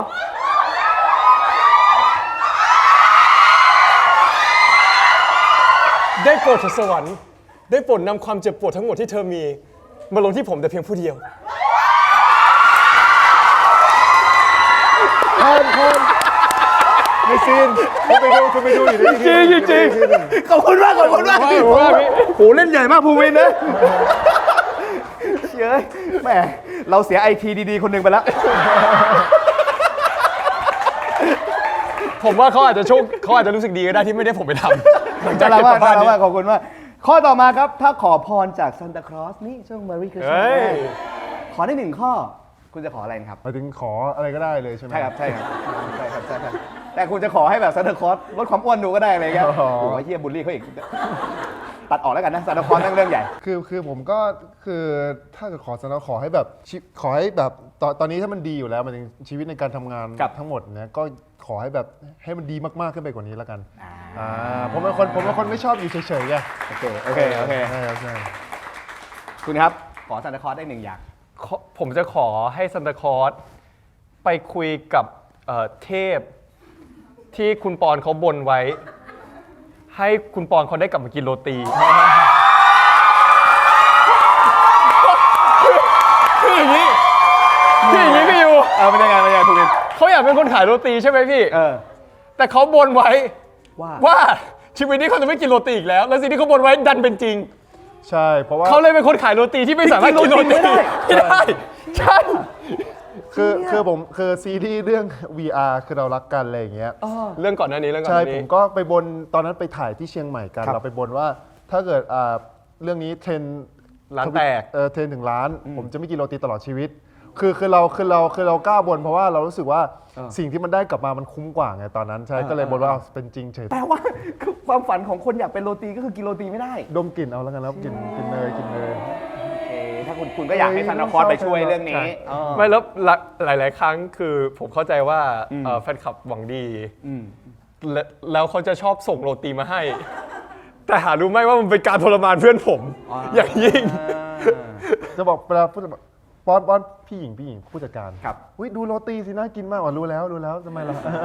งั้นแฟนคลับก็ไม่ต้องส่งโรตีมา ส่งให้ ส่งให้ผม ส่งพี่ ได้ส่งกินได้คำถามต่อมา ถ้าพูดถึงปอนกับภูวิน อยากให้ทุกคนจดจำทั้ง2 คนแบบไหนครับ อันนี้ตอบช่วยกันแล้วกันพูดตอบ ช่วยกันก็ได้ครับ ช่วยกันก็ได้ครับ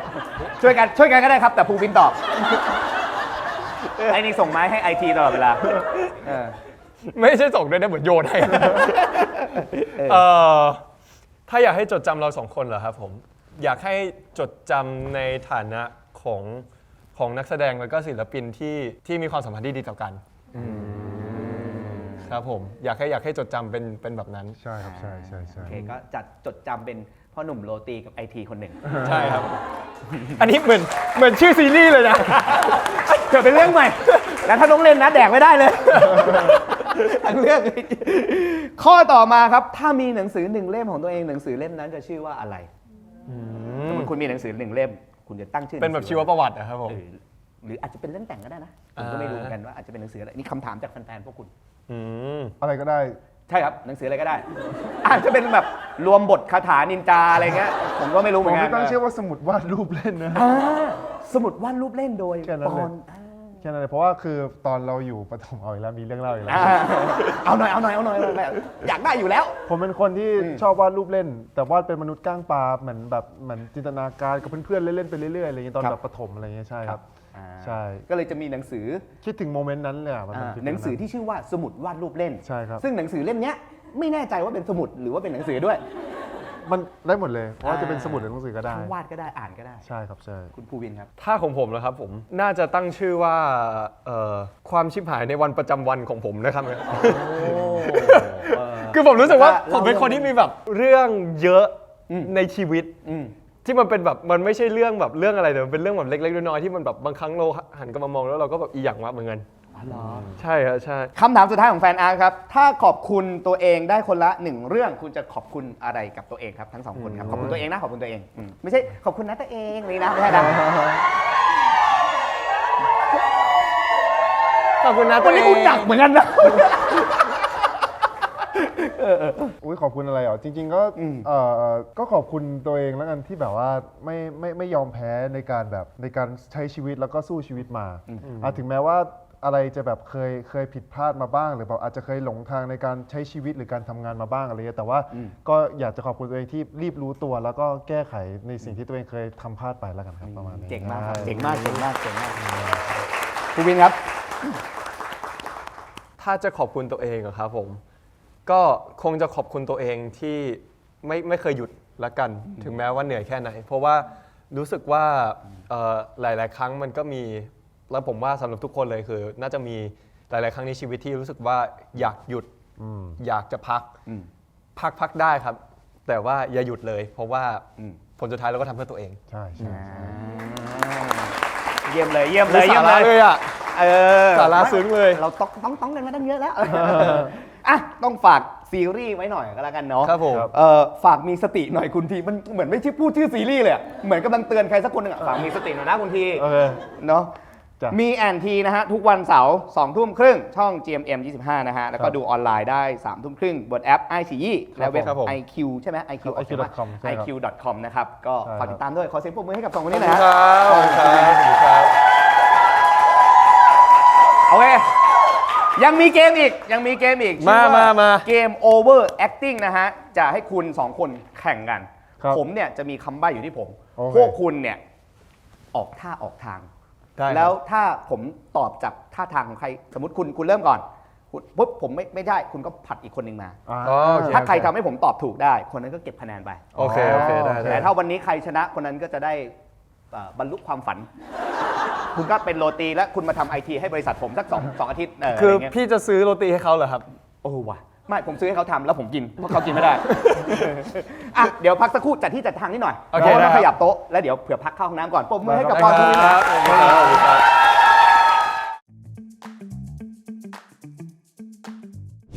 ทำไมไม่มีใครเข้าใจฉันเลย ฉันอยากได้กาแฟ ตอนนี้ เดี๋ยวนี้ ก็คุณทีไม่ได้บอกนี่ครับ ว่าอยากกินร้านไหน ไม่ได้ดังใจประสาทแค่นี้ก็คิดไม่ได้ หัดใช้หัวคิดซะบ้าง ไม่ใช่ใช้หัวคนอื่นคิด จะร้านไหนล่ะ นี่ไง AS สยามชั้น 1 คาเฟ่ คุณพระ ตอนเนี้ยเขามีโปรโมชั่น 7 โมงถึง 9 โมงเช้า อเมริกาโน่ร้อนและเย็นลด 50% ตั้งแต่วันนี้จนถึง 31 ธันวาคม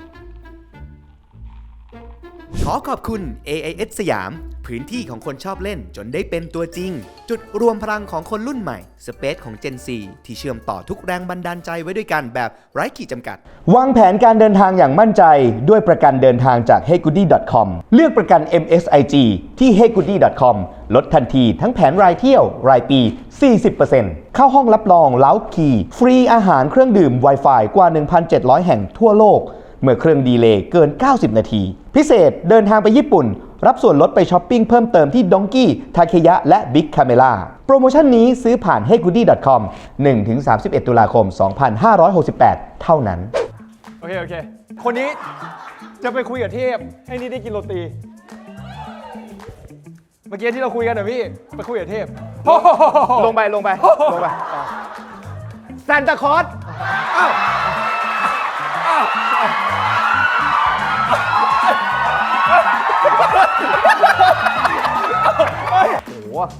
โอ้ เอาอีกแล้วมาแล้วฟ้อนรำอีกแล้ว มันต้องเริ่มที่อันแรก อะไรอันนี้ฉันคือ ฉันคืออะไรอะลำ อ่ะลำได้แล้วก่อนข้างหน้าลำจะเป็นอะไร นางรำ นางลำ นางรำเตะบอลมันมีอันนี้อยู่ในอันนี้ได้ไงวะ ไปหมดเลย